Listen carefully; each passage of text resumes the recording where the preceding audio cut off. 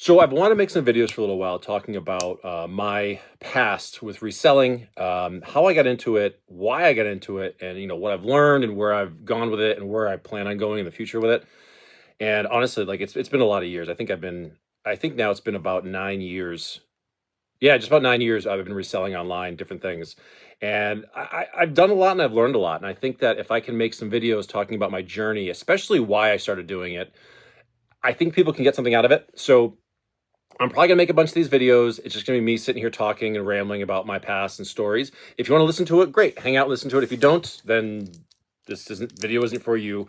But yeah, I just think that over the 9 or so years I've done reselling and how I started with zero knowledge whatsoever, and all the things I've done right and all the things I've done wrong, and hopefully some people can learn some things with that. So again, if you want to hang out and kind of learn about my past, this is the first video to kind of talk about it. So I'm just going to sit and ramble and start from the beginning, basically. About 9 years ago, I started reselling online out of necessity, pretty much. I mentioned this before, and it's another video. I forget when, but I got into reselling about 9 years ago out of necessity. Basically, what the story was is that my family, me and my wife and I, we were not very smart with money. We were not responsible with money. We were overspenders, and we didn't pay attention to that kind of thing. I think credit card bills racking up, college debts, car loans, you name it, all the stuff that people normally do. I mean, it's just kind of the normal thing that happens over time. If you don't have a focus, you don't have a goal of what you're actually working towards, short term or long term, things just get out of hand. It can get crazy till you get to a point where it's not in your control anymore, and you realize something big has to happen. And that's basically what happened is, I got to the point where our finances were bad. Again, I mentioned this before a little bit, but they were bad. And you know how it is. Like everyone's been there before. Where like you got a credit card bill, right? And it's like that balance is creeping up a little bit, but you're okay. You can still make the payments. You can still do some damage to it. You can still attack that principal a little bit. But next thing you know, it's a little more out of hand. Okay, we got to focus on this a little bit more, and you got to work on it. But you get to a point where it's completely out of hand and you really can't control it anymore. And that's where we were. And it was a mixture of just credit card debt from just stupid purchases, just living irresponsibly, car loans. I had student loans, personal loans, all that bullshit. You know what I mean? That's what it was. And so I remember I got to a point where I literally was making payments, and I was like, we're just officially at making minimum payments now. Like we're in trouble. Like we're not going to make any headway. We're moving this principle and moving forward. And we were, about 30 years old at the time, 30, 31 years old. And, we had a small child. We had a 6-year-old, 5, 6-year-old child that we were raising. And, we had our house and we were trying to get things going, but you can't get any traction when you're always paying, creditors and things like that just from stupid spending. And so I decided that it was time to make a life change. So what I started doing was I started educating myself on finances. That's where it started for me, was when I realized I had this very large amount of debts within our family to get rid of. So I started educating myself on finance, kind of just, I hate to say it, like how money works, because I don't think most people really know how money actually works until you educate yourself and you learn. There isn't financial education in like high school nowadays, which there should be. Why isn't there? I don't know why. But anyways, so I came across David Ramsey. So David Ramsey, for people that don't know, he's a financial guru, motivational speaker kind of a guy. You've probably seen him, glasses, bald guy, Southern guy, very smart. And I started, I think started Googling the normal stuff you do. How do you get out of debt? How do you make more money and all this? And I came across David Ramsey, and he has a program. He has a program, basically, I forget, it's like 7 steps or something like that to getting out of debt and being financially free and all that kind of stuff.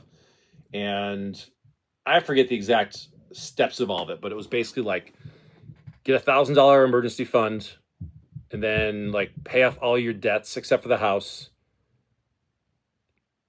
There's a bunch of steps to it too, like then you pay off your house, so you increase your emergency fund. There's all these things you do, but the big thing is like you basically snowball your payments into debt, and you get rid of it. So I saw this plan and I really liked it. I said, okay, this is something that I can do and we could work.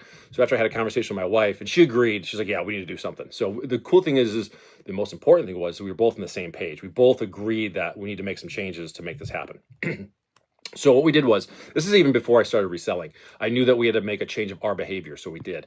So we sat down and we looked at everything in our house as far as expenditures, bills, everything. And we put it all on paper and we said, all right, here's our income and here's our expenses. And we realized that, we had more income than expenses. Like we were okay there, just we were spending foolishly. So what does that mean? Go on a budget. So that's exactly what we did. And actually, I think it was part of David Ramsey's like plan there, is after you have like your $1,000 set aside in cash, like in a checking account, just that's available for emergencies, then you start attacking all your debt. But first we needed a budget to find us extra money. So we did what's called the envelope system. And for anyone that's never heard of this, it's a fantastic system. I highly recommend it because you can very easily see what you're doing. And for example, what you do is, if let's say that we did monthly budgets, but we broke it down by week. Okay, so if let's say our grocery bill, no, that one we had to change. What was a fixed one? A fixed one, say electricity bill. Let's say electricity bill is $100 a month or whatever it is. So we broke that down into 4 weeks. And we said, okay, every week we're gonna put $25 into this envelope that's labeled electricity bill. And at the end of the month, the money's sitting there waiting to pay your bill. So you have to predict it, plan if you have it, it was there. If we had a car payment, say a car payment was like, I think at the time it was my car, because I just got in a car accident, needed a new car, but it was a low payment. It was like $250 a month. It was this very simple car. And so it was like, okay, put like $60 a week into an envelope at the end of the month. There's your money and you can pay it off. And we did that for everything from electric bills, phone bills, groceries, clothes. There's actually a miscellaneous one that we put $20 a week into because you never know if something weird was going to happen. Or if we just want to do something fun. But we did that. We took our entire paychecks and we broke it down to the dollar, and every dollar had a place where it was going. We knew where everything was going, and it was very clear, and there was never a question. And on top of that, we took all of our bills, and I wanted to embarrass ourselves. So it was like, I think it was like 7 different bills that we had, like credit cards, student loans, all that kind of stuff. And I put it in big black writing on our fridge. Like where you put like your kid's good report card, that's where we put our debt, on our fridge, so it was staring us in the face every day. We knew it was there. And that's how we started. And we said, okay, we're gonna do this. And we were a little bit lenient. Like we gave ourselves each like $20 a week of fun money. Like, hey, this is, if you want to waste something, this is what it's for. We literally even like, we're not big drinkers, but like, we like to have a few beers every once in a while. So what we do is we literally budget like $20 a week for like a case of beer. So if we wanted to have a couple of beers, we could do that. Like literally we budget everything. There was no going out to eat. There was nothing, there's zero fun whatsoever. We ate like budget, for a couple of years, like everything, like groceries was very like, hey, no, like we're not getting that. We're getting the cheap brands of everything. It was a lot of rice, a lot of tuna, a lot of simple things, but we had debt to pay off, and it was a lot of it. Tens and tens and tens of thousands of dollars of debt. It was a lot. It was unbearable. So that's kind of how we started this off. And basically it was the snowball method is basically, you have like, say you have 7 debts, you pay off minimum payments to everything but the small one, and you put all your money towards the small one. So you eliminate that one really, really quickly, and you snowball everything into the next one, so on and so forth. And that's basically what you do with it. So it's a fantastic program. If anyone's looking to get out of debts or get their finances in order, I recommend David Ramsey. It's a great place to start if you're not familiar with finances and money and how it works. And it's just a great starting point because it's a very simple program I think anyone can follow. And if you're serious about it, you'll get it done. Anyways, moving forward a little bit with that. So we did that. I think it took us about 2 years to clear off our debt. It kind of sucked because right when we were like just finishing it up, my wife's car died and we had to get another car. And so we got another car, and like, bang, there's another, debt on top of it. But we were so much smarter with money and just how to handle it, and understanding that when you see those dollars leave your hands, or you swipe that card, like that like there's actually an impact there. And so that was our whole getting out of debt thing. But after like a couple of months of doing our normal envelope plan, getting rid of the debt and snowballing everything, basically, we saw great progress right away. Like right away, you notice the progress, and it was great. I said, you know what though, I'm the kind of person where it's like if I do something, I do it like 1,000%. Like I don't do something half-assed. I go all the way in. And when I saw the progress we're making with just like our normal jobs and our work, oh, I actually picked up a second job at the time too, a part-time job just for some extra money to help out. And because also it was we just had the time, so we said why not. Um, and so we did that, and then my thought was, how can I make this work faster? Because I knew that there was an end of this journey, and I want to get there as quick as I can, so I can be on the other side of it, where we're like, actually saving money and not just spending everything. So that's how I got into the whole reselling thing. I used to sell on eBay years ago, before all this for fun. Like I'd sell a few things on there, nothing really crazy, but I was like into it, and so I looked around my house, and one thing that David Ramsey said was, if you're trying to get out of debt, look around your house. If anything that's not nailed down, that's valuable, sell it and put it towards your debt, because you don't need that shit anyways. And it was the best advice ever, because that's what I started doing. I went through my old video game collections. I went through my old record albums. I went through old clothes I had that were valuable, like jerseys and things like that. And um, that's exactly what I did. I went on eBay and I started selling things like crazy. And when you go through that kind of stuff and you realize how much money you had just sitting around, that doesn't really even mean anything to you. It's not really special. And we cleared out like thousands of dollars with just like that kind of stuff. So once I kind of gone through our house and like all the things we didn't want anymore that were valuable, we sold them to pay off our debt. I said, well, this works. How do I do more of this? And that's the moment where I got into reselling, because I said, you know what? I can go to tag sales. I can go to thrift stores, places like this, get products that I can find cheap, hopefully, and resell them. And all that money I can put right into our debt. So that's exactly what I started doing. And so I started my entire reselling business on that $20 a week of random fun money I had from our budgets. That's how I started. It was $20 a week. That's all I had. So luckily it was springtime. I think it was springtime we started doing this, because it was tag sale season. And I live up here in New England, where the weather's nice, lots of tag sales. And so it's exactly what I started doing was every weekend. It was funny because at my job, like I made my own schedule, and a lot of times like I scheduled myself off like Saturday morning, or I could work like Saturday night just so I could have Saturday mornings off to tag sale. And it was crazy. I would literally like leave my house like 7 in the morning, tag sale to like noon, then go to work from like 1 p.m. to 10 p.m. That was my Saturday. I'd go from 7 a.m. to 10 p.m. Wouldn't get home till about 10:30 at night Saturday. I was exhausted. Then Sunday, I would take all the things I bought in my tag sales Saturday mornings, throw them on eBay, and they'd probably sell over the course of the week. I wasn't very knowledgeable early on. When you start off reselling, you have to look for, and you have to deal with things that you know. What I knew was video games. I knew electronics. Some of the very easy stuff to kind of, I wasn't a big reseller. So just the things I knew from my own hobbies. I actually did look for magic cards and things, never found them because I knew them from back in the day. But big thing was like video games for me. Whatever I could sell that I could make a buck on, I would. You know what I mean? My profit margins were sometimes very, very low, but it didn't matter because I was making money and I was getting rid of the debt. That's all that mattered. And every once in a while, you'd find that huge find where you make a bunch of money and you'd be really happy. Never forget, this is a crazy one. I was at a tag sale on my way to work, and it was like this kid was sitting there. He had a bunch of video game systems around. There's like Xbox and like a 64 and a couple other video game systems. And I look over and there's a box with like 40 Nintendo 64 games. And video games are easy to sell. They're quick to identify. They're great. And so 30 or 40 games in there. I go, hey, how much are the games? And he goes, $5. And I went, a piece? And he goes, no, for the whole box. I was like, okay.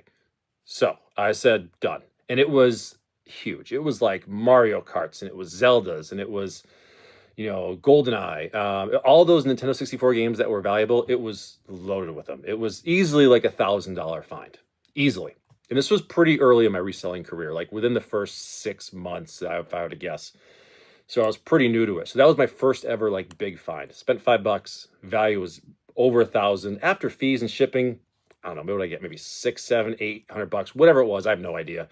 But again, all that went right towards the debt. And so like you see huge chunks like that come out of something, and you see the progress that fuels you to keep going and do a lot more. And that's exactly what it did for me.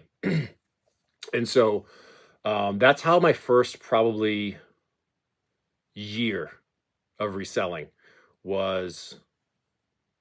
I'm trying to think exactly how it was. Probably like maybe like 6 months.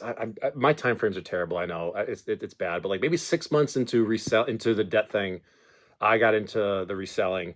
So probably I'd say like a year and a half. Probably like a year and a half into the reselling, we paid off our debt and we were good.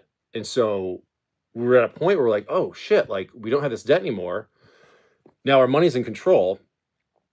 And now we can actually save money. But not only that, but I built this reselling business I've been doing for a year and a half, and I was still really small time. I mean, I was just, it was tag sales, it was thrift stores when I had time, which wasn't very much. I had a very busy, demanding job, and so I found time when I could. I found time, but any little bit helps. But at this point, I was a year and a half in. I had some knowledge. I thought I was, like this pro reseller, even though I was still just a rookie.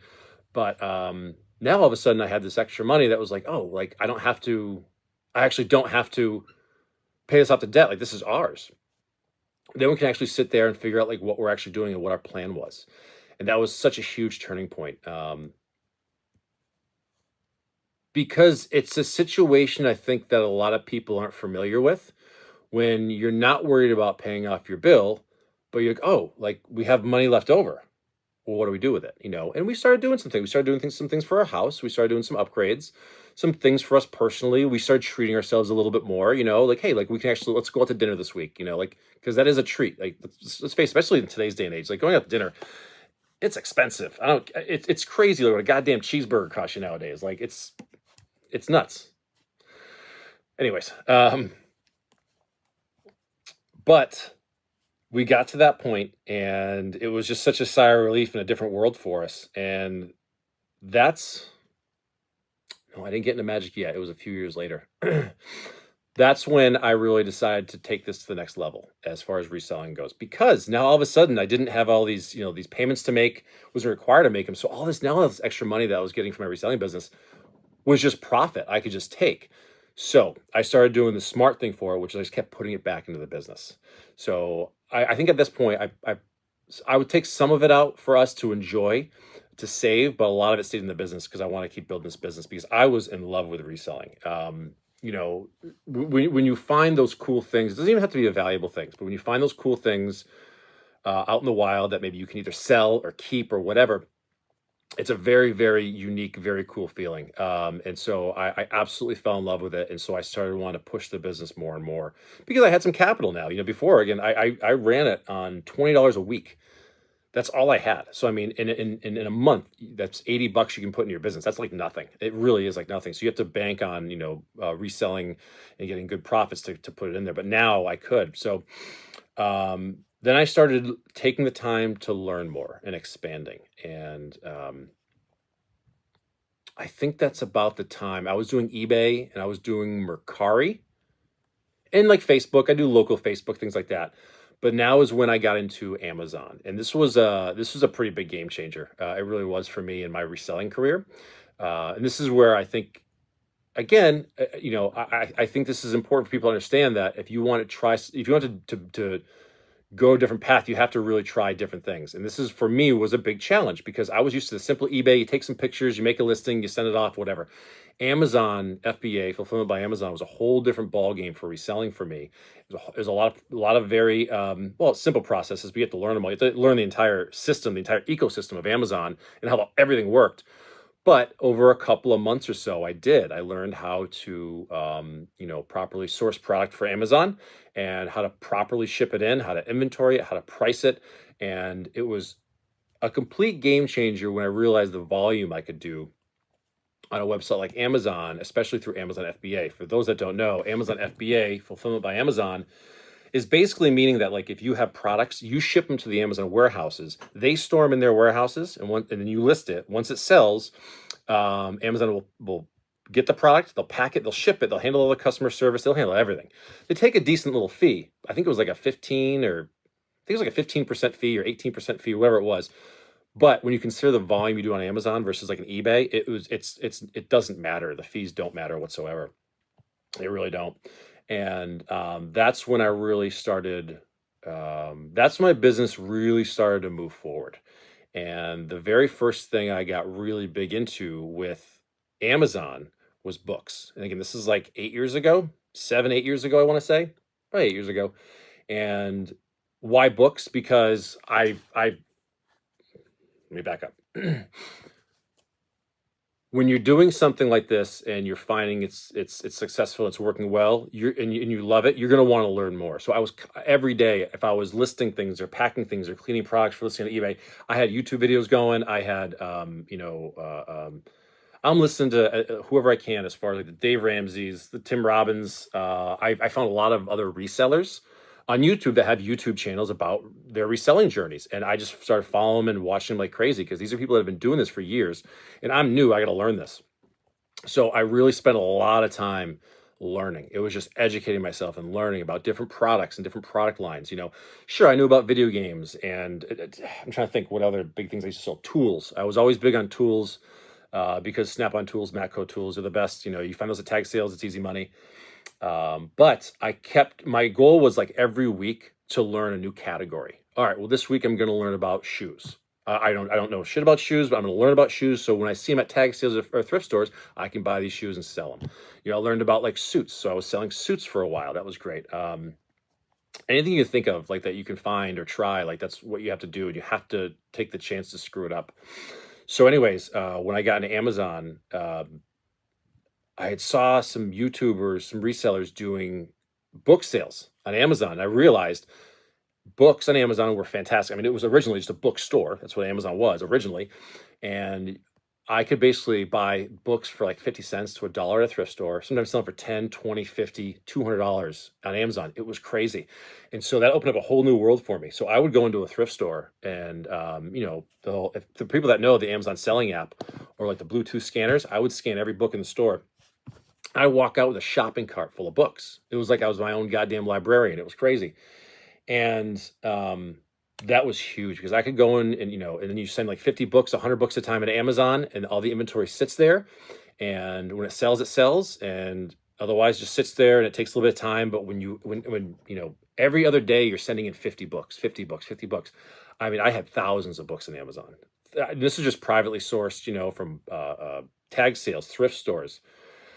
But I used to go to book sales. Book sales are crazy. You want to see something interesting, go to a book sale, look at all the scanners. That's a hell of an experience. It really is.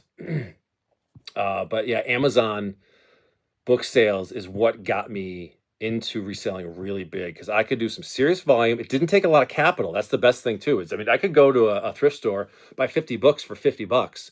And honestly, that maybe like $800 to $1,000 worth of gross sales. Fees and all that, but like books, you make like 1,000% ROI on those. You did fantastic on those. And to the point where, and this is an important part, if you're going to get into a reselling world or anything really, is you need to make good contacts and use those contacts. So there was one thrift store that I used to go to all the time in Springfield, Massachusetts, which is no longer there anymore.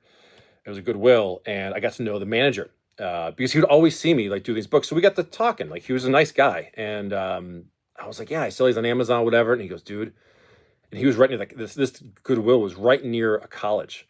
And he said, listen, man, he goes, I always have like a pallet of books in the back. He goes, since all these colleges, he's like, I can't even put these out fast enough. I can't sell them fast enough. I was like, well, show me. And so we go in the back room of the Goodwill, and he had like 4 pallets, like, at least it might have been like 6, I forget, but it was this whole room just full of pallets of books. I was like, holy shit, this is insane. And he goes, yeah, these all came in. He goes, we haven't even sorted through these yet. So I just said, screw it. I go, how much do you want for a pallet of unsorted books? And he goes, $60. I was like, done. There had to be 500 books in there. I'm paying like 10 cents a book. I'm like, this is crazy. That could have been $1,000. I don't even know. I was like, done. Sure. And so we tried it. I got the first one, and it was $60. And I hauled this pallet, I unloaded it and, put it in the car basically, and brought it back to my house, scanned through everything. And, maybe like 10% of them, 20% of them were sellable books, but that's still like 100, 200 books or whatever it was that was sellable for like $10 or more. But the best thing, it was by a college. So it was so many of these people were done with their school year. They just donated their old college books to this thrift store. And for people that ever sold books on Amazon, know college books are expensive. I can't tell you how many times I bought a book at that thrift store specifically for $1 and sold it for 200. Um, dozens of times. And those are the kind of things you can find when you start really digging deep into a certain category and really learning it really well. So I became like I was a bookseller. I don't read. Like I don't read books at all. Like I don't have the attention to read. But so that's what's kind of funny is I became a bookseller of all things. So when I told people that knew I was in the reselling world, like, oh, what do you sell mostly? And I said books. They're like, what the fuck? Like it was the weirdest thing. But that's how it ended up. And so, I would literally like once a week I'd buy a pallet from this Goodwill. Like I didn't have to go out and source anymore. I'd call him up or he'd call me like, hey, I got a pallet, $60. And I'd take it away. He was happy because he could put money in the store's pocket and he got rid of all this crap that was in his way. So he loved it.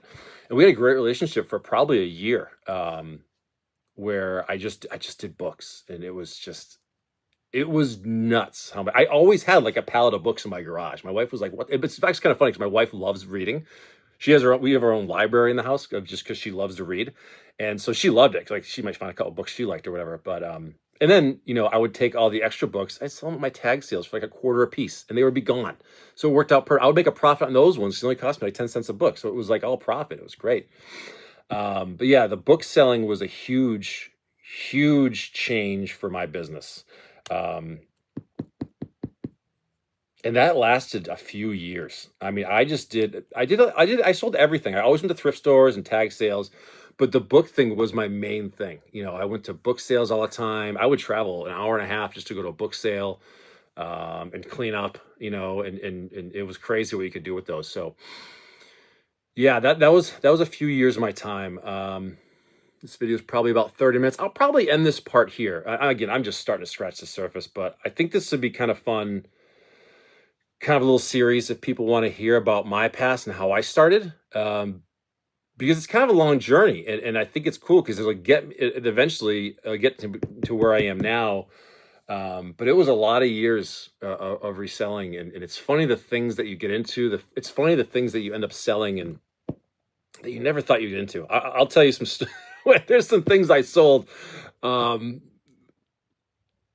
I'll have some stories in time. So this will probably be a fun, long series, but I hope you got something out of this first part. So we finished up with the books. I'll get to the next part in a little bit.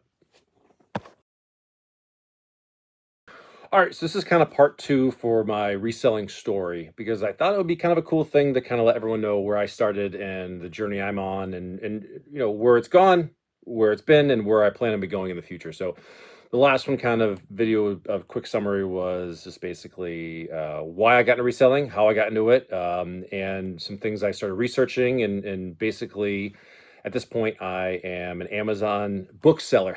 So yeah, I got into, like I said, I got into the book thing, which is crazy. And so that's what I did for a little while. I mean, for maybe like 2 years or so, I was primarily a bookseller because it was really good money and the returns were really nice. The ROI is fantastic in certain things like that because, again, you can buy them low, sell them high, and you can get them in volume everywhere. It was pretty crazy. But the most important thing was it really opened up my eyes to Amazon FBA and volume and diversity for reselling and the things you really can sell. And so after selling, for months and months of just like used books on Amazon, I realized that there's a huge market on there for new products as well. And the way that works for Amazon basically is if you most people don't realize that a lot of things sold on Amazon are not actually from Amazon. That's a huge misconception that people don't realize. So if you go through an Amazon listing, for example, and if a product says ships from and sold by Amazon, that is actually from their warehouse. That's their FBA, Fulfillment by Amazon program. But it doesn't mean that if it's from Amazon, that's from them. But if it says shipped prime and it's from like a different seller, from ABC seller, that's actually a Fulfillment by Amazon product. So that means that they took their product that they sourced, they sent it to the warehouse of Amazon, and it's coming from them. So that's kind of how that works. And most people don't realize that a lot of products are from third-party sellers, even though it is prime. And people will pay a lot more for something that's actually prime, even though it's the same new product that's just not prime. It's kind of weird. It's one of those weird things. Like if you buy TCG Player direct and it's direct from TCG Player, you're paying more for it because it's from them, even though it's the same card, but it's just you're paying for the service kind of a thing. So I'll get into that a little bit more later on. But what I realized was that the literally almost infinite amount of things you can sell on Amazon, I said, let me try to see what else I can do here. And that's when I found out more about selling new products on there, especially things you find new from garage sales, thrift stores, flea markets, storage units, which I eventually got a storage unit, so I'll get into that later too. But the return on products that you can find new. So you walk into what's some good examples. You find a new sealed video game at a Goodwill. It's an old PlayStation 2 game that's old that, I mean, you maybe sells on eBay for $20. On Amazon, it's probably gonna sell for 40 or 50, which sounds crazy, but people are paying for the service of the Amazon, the quick shipping, the good customer service. You know, they're already paying for their Prime membership, so they're gonna use it. And people pay a lot more for things new on Amazon. It's just absolutely wild. You can have a product that sells like at $20 on eBay all day long. It's like 40 or 50 on Amazon sometimes. It's absolutely crazy. I think that gap is kind of, the gap is smaller than it used to be, but it's still pretty incredible. So I started getting into that a lot. And again, I can tell you exactly when I know the exact item that it was that got me. It made me realize it. I was at a Goodwill in Lee, Mass, which is like 45 minutes from me. But I was sitting at Goodwill over there, and there was a 10-pack of floppy disks. Remember floppy disks, the small ones, not the big ones, of the smaller floppy disks. It was a 10-pack of floppy disks sealed in the package. It was just old blank media, and it was like $2 at the thrift store, and it was like $30 on Amazon Prime. I was like, sweet. So if you sell something for 30, you'll probably end up seeing like $22, $23 after fees and all that, minus the $2 you paid. That's like it's like 1,000% ROI. I'm like, well, that's incredible. And so I'd find things like that. But that one specific product opened up a whole new world for me for reselling, because I realized that the prices on eBay versus the prices on Amazon are different. And so this is kind of how I got into like the retail arbitrage world. Retail arbitrage basically meaning that you're buying products from a retail store or some kind of retail establishment to sell them elsewhere for your own profit. Okay. And you could do this from the comfort of your own home. So I remember this, when you learn to resell and you find a successful product to resell, you try to find more of it. That's just the way it works. So when I found these floppy disks, I was always looking for these floppy disks again. And sometimes I would find some. You'd find some different brands and things like that, but there's certain ones that were a little more expensive. And they were multicolored. They were called cool disks. I'll never forget it. And just for the heck of it, one day, I looked on eBay, and you could buy them on eBay for about $9.99 shipped to your door. They were kind of worthless. I mean, but they were all over eBay for like $10 a pack, but they're selling like crazy on $30 for Amazon. I'm like, wait a minute. And so I sat down, I did the math one time. I'm like, if I sell these for $30, I net 22, I spend 10, I go, I'm doubling my money. I'm more than double my money. And so I went on eBay and I bought every listing there was under like $15. And so like, it was crazy. I literally had every day, like boxes. I mean, hundreds of these boxes of floppy disks. I cleared eBay of the market. It was crazy. And I just sold them on Amazon and made money on it. It was the simplest thing I ever did. And I'm like, this is incredible. And that was one thing. And then I remember that these same exact discs came in 40 packs, which I think they sold on Amazon for like $90. But I bought them on eBay for 30. So my profit margins were even higher. And I was like, oh my God. So then I cleared out everything on eBay that was under like $40 for these things, sold on it, and they sold instantly. It was crazy. These things sold instantly. And that's when I started getting into retail arbitrage. But not only that, it's when I really started getting into blank media. Again, it's just a weird random topic to resell in, but that's the nice thing about reselling is you can do anything. Literally, you can do anything. And so I got into blank media. VHS tapes, DVD RWs, the re-recordable ones, rewritable DVDs. Not just the regular ones, but they gotta be rewritable. Those ones are expensive. But old blank VHS tapes, sealed blank VHS tapes, believe it or not, rewritable DVDs, blank cassette tapes, all that old dead media is actually really valuable because people don't want to rewrite over used stuff. They want a new one and they want it to be quality, and different things like that can be really, really expensive. So I was always on the lookout, and trust me, any tag sale thrift store, you can always find a 5 or a 10 pack of like sealed VHS blank tapes or cassette tapes or CDs or something, and that blank media always sells fantastic. So I got huge into that. But again, that got me thinking of the whole retail arbitrage thing, and that's when I started exploring that avenue. Again, I was not even I'd started on eBay, but now I was like 95% everything I did was on Amazon because the volume was so good, and you weren't keeping the product on hand. Like you could buy a truckload of whatever, and if you label it all and ship it all, it stores the Amazon warehouse. So you can have a warehouse full of crap, and you don't even have to touch it, to inventory, to hold it. Amazon did all the work for you. It was fantastic. So again, they charged like a 15 or 18% fee, whatever it was. It didn't matter because the volume was so big. It was crazy the volume you could do, and I was still a small timer. So I started doing that, and then, but like I said, I went into retail arbitrage of you go to the Targets, you go to the Walmarts, the Best Buys, the Ocean State job lots, the Christmas tree shops, all these stores, like especially discount stores, dollar stores, you could find a crazy amount of products to sell. And a lot of it was like older, I don't want to say like older dead products, but um, it was stuff you can't find everywhere. For example, you know what I loved doing was when it was like it hit like November, right? And all the fall, autumn stuff was kind of going away because everyone's getting ready for Christmas time. You know what people love year round is pumpkin flavored coffee. It's the stupidest thing, but it's true. And so what I would do is the beginning of November, I would go from like store to store to store and clear shelves. I would clear shelves of pumpkin flavored K cups or pumpkin flavored candies, honestly. And if you get approved, you can sell food and things like that on Amazon. There's a process. You can't just sell anything on Amazon right away. Like you have to get ungated. You have to apply for a lot of things. It's a process. And back then, I didn't have an LLC or a business entity. It was just me. So I was still gated on a lot of things that I probably could now get ungated if I wanted to. But like all those kinds of things, they sell great, especially as you get close to Christmas time.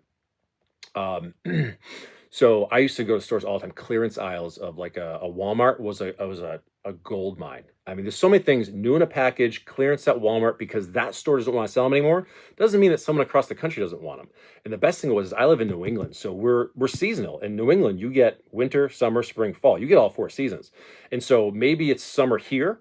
Maybe it's winter here, right? So all the pool floats and outdoor activity items are clearanced off in other stores. Guess what? In California, in Hawaii, in places where it's warm all year, they want those things year round. So I'm getting them at a severe discount, and I just put them online and sell them over there, and it worked out great.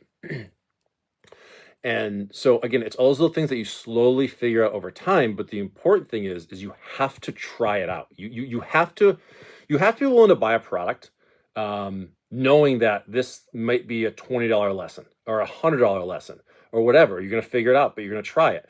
And I always used to look at items and say, all right, if I spend 20 bucks in this thing to resell it, I think I can sell it for 50 after fees and shipping. I'll get 30 bucks. So I'll make a 50% ROI.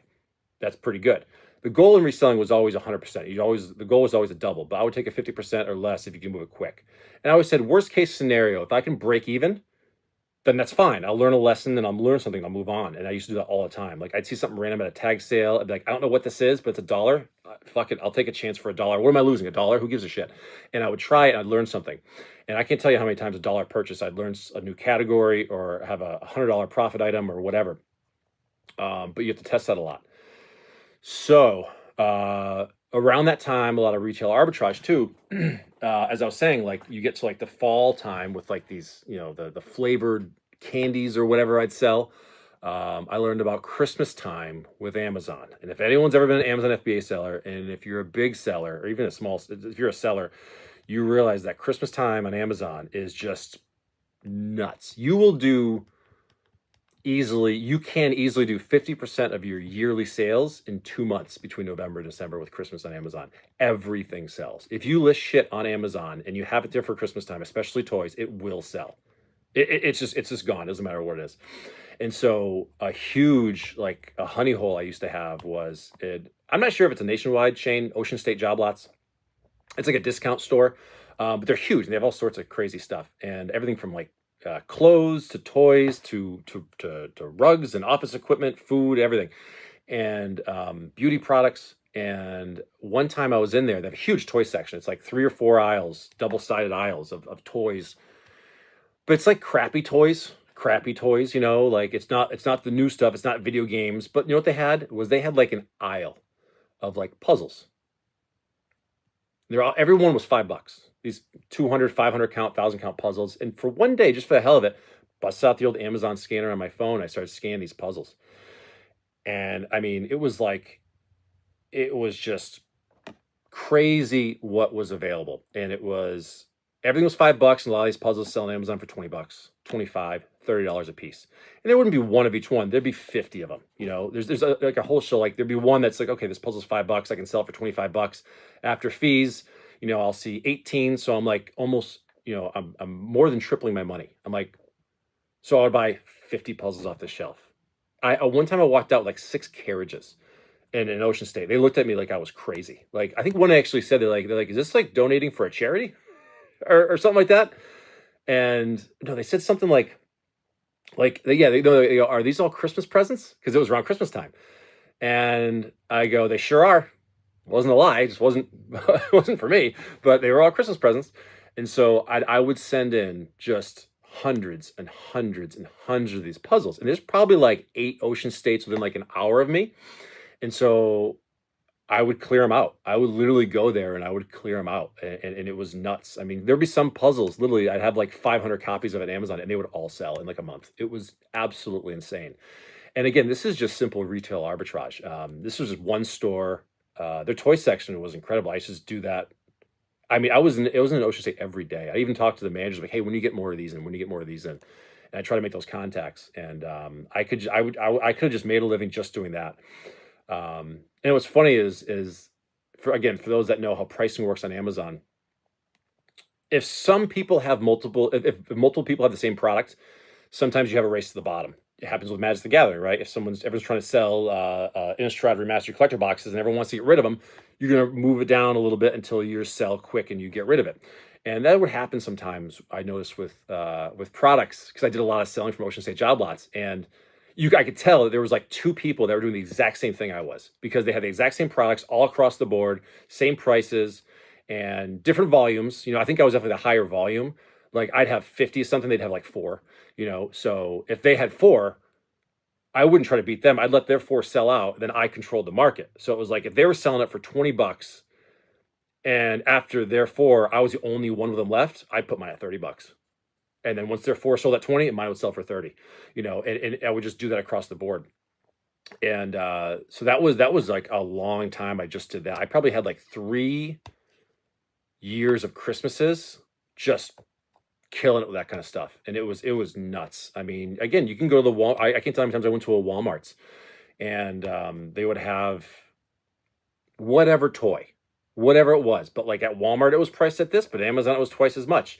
Nowadays, it's different. I'm a firm believer that all that information you scan in with your app, Amazon used that, and that's how they used to reprice their things, and that's how they got in that's how they take people's private labels, and then all the other retail prices. That's all you're doing when you're scanning things with Amazon, is giving Amazon the information to make the decision for themselves to change their prices, which is fine. But for a while, certain categories you can really take them over, and you can do really crazy stuff with them, especially if it's old products. That's why I like the discount stores, flea markets, things like that, because these aren't products that are regularly available. They're older products that they're only in these discount stores. So it's not like Amazon can go buy some from a distributor. It is what it is. So yeah, that was a lot I did with Amazon, and it was a lot of trial and error. I told myself that every week I'm going to learn a new category. If I was going to learn dress shoes, like I did that one time. I was like, I'm going to learn men's dress shoes, because they're everywhere in thrift stores. If I can find the right brands, the right styles, the right sizes, and I can sell them for more, I will. And once you learn what to look for and that thing, then you have that tool in your toolbox to every time you go to a thrift store or a tag store or whatever, and you have to constantly be learning. You have to always be learning. And so that's part of it. Like, so did the Christmas thing and the huge. I went from like a huge book. I was a huge book seller and a huge toy seller. Those are my 2 main categories: was books and toys. And honestly, I got to a point where after like a year of doing the Amazon thing, I knew toys were good for Christmas time. I would take the entire year and just load up the warehouses. I would just if I could send in all those puzzles instead of sending them in like just like the 1 week or 1 month out of the year, for 12 months, I'm just shipping in product. And, here's a dozen more, here's 50 more, here's 100 more. To your point, I've had thousands and thousands and thousands of products on Amazon. And you get to Christmas time, and that's when you make all your money, is you do that. And it would work out really, really well. And so again, that was all that. I think then I really started branching out. The next step, I think, was I got into, what was it here? The retail arbitrage. The next one was I got into private labeling. And this was another one. This is, again, I know nothing about this, but I'm going to learn. And so I know that I'm sure it's still the same with Amazon nowadays. But back then, there were some websites. I think one was called like Jungle Scout or something like that. I think that's what it was called.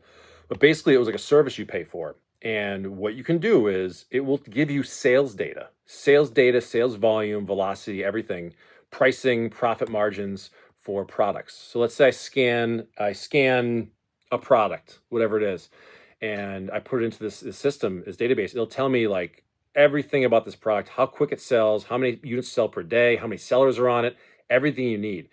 And you can just scan products all day long or copy UPCs from websites, put it into their website and do it all from home.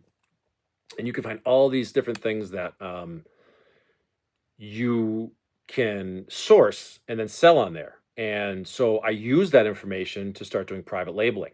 And I think the very first, I'm not going to mention what it is because I realize now that it was not cool, but it was a little toy that I realized that I could source it from. I think it was an Alibaba or an AliExpress, in China, the cheap products they sell in bulk.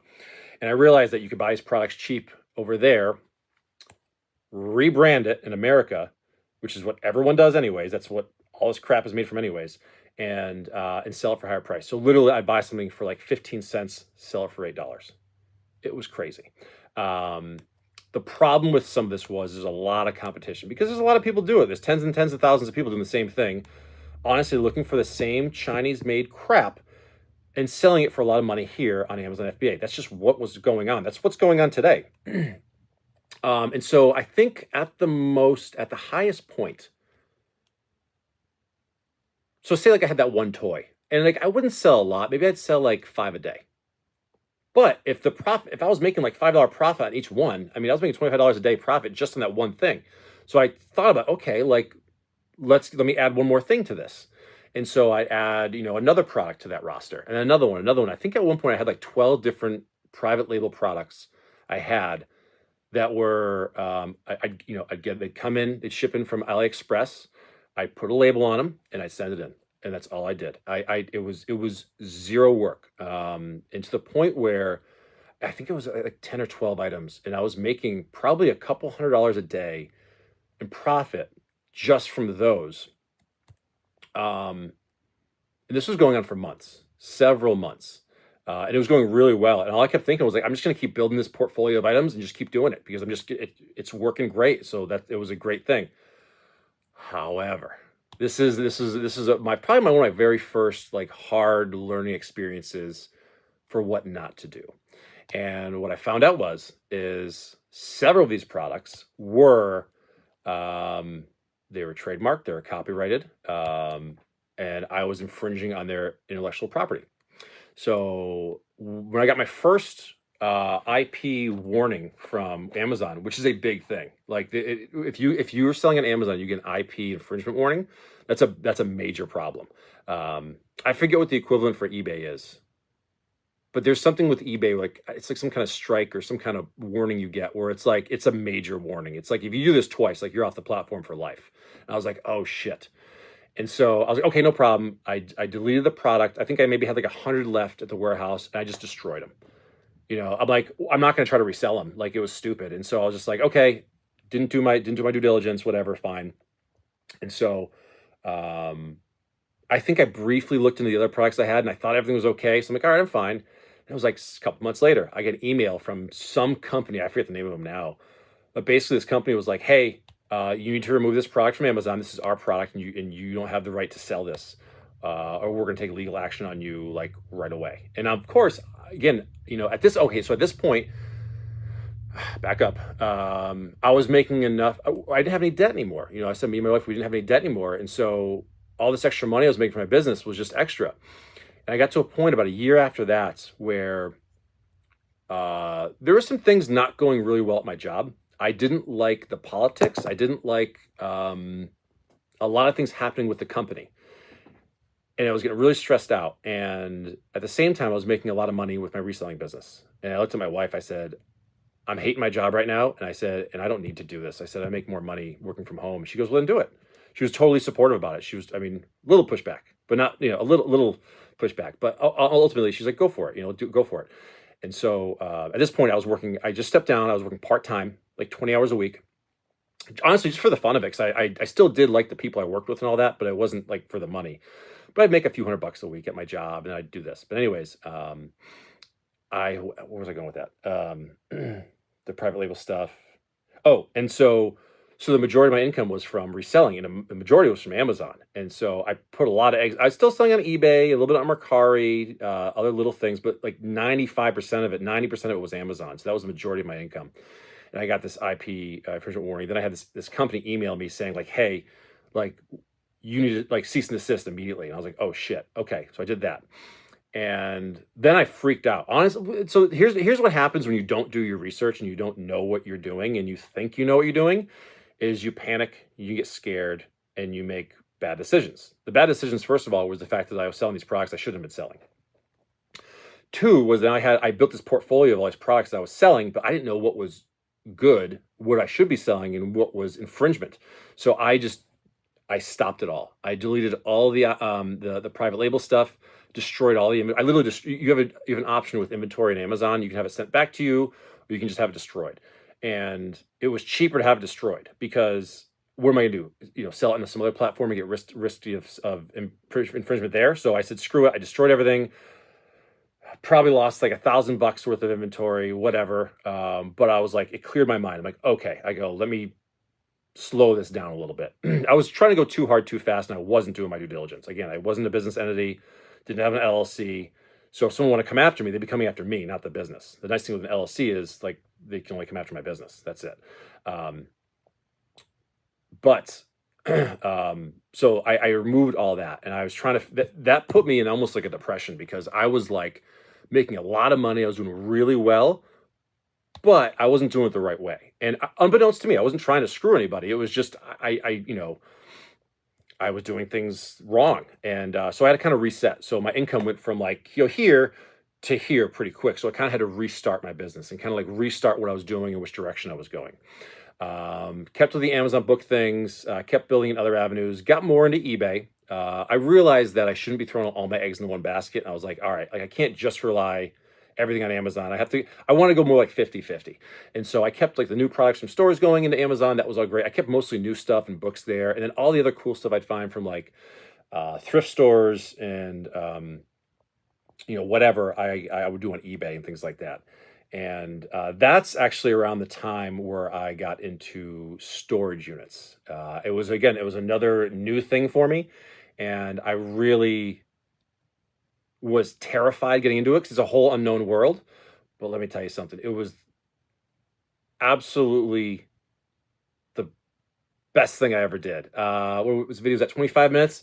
Okay, I'll pause it there and I'll get into storage units in my next video. So again, I'm just kind of going over the story of my experience as a reseller and the things I've done right and the things I've done wrong. And eventually, after many videos, I'll get to where I am currently.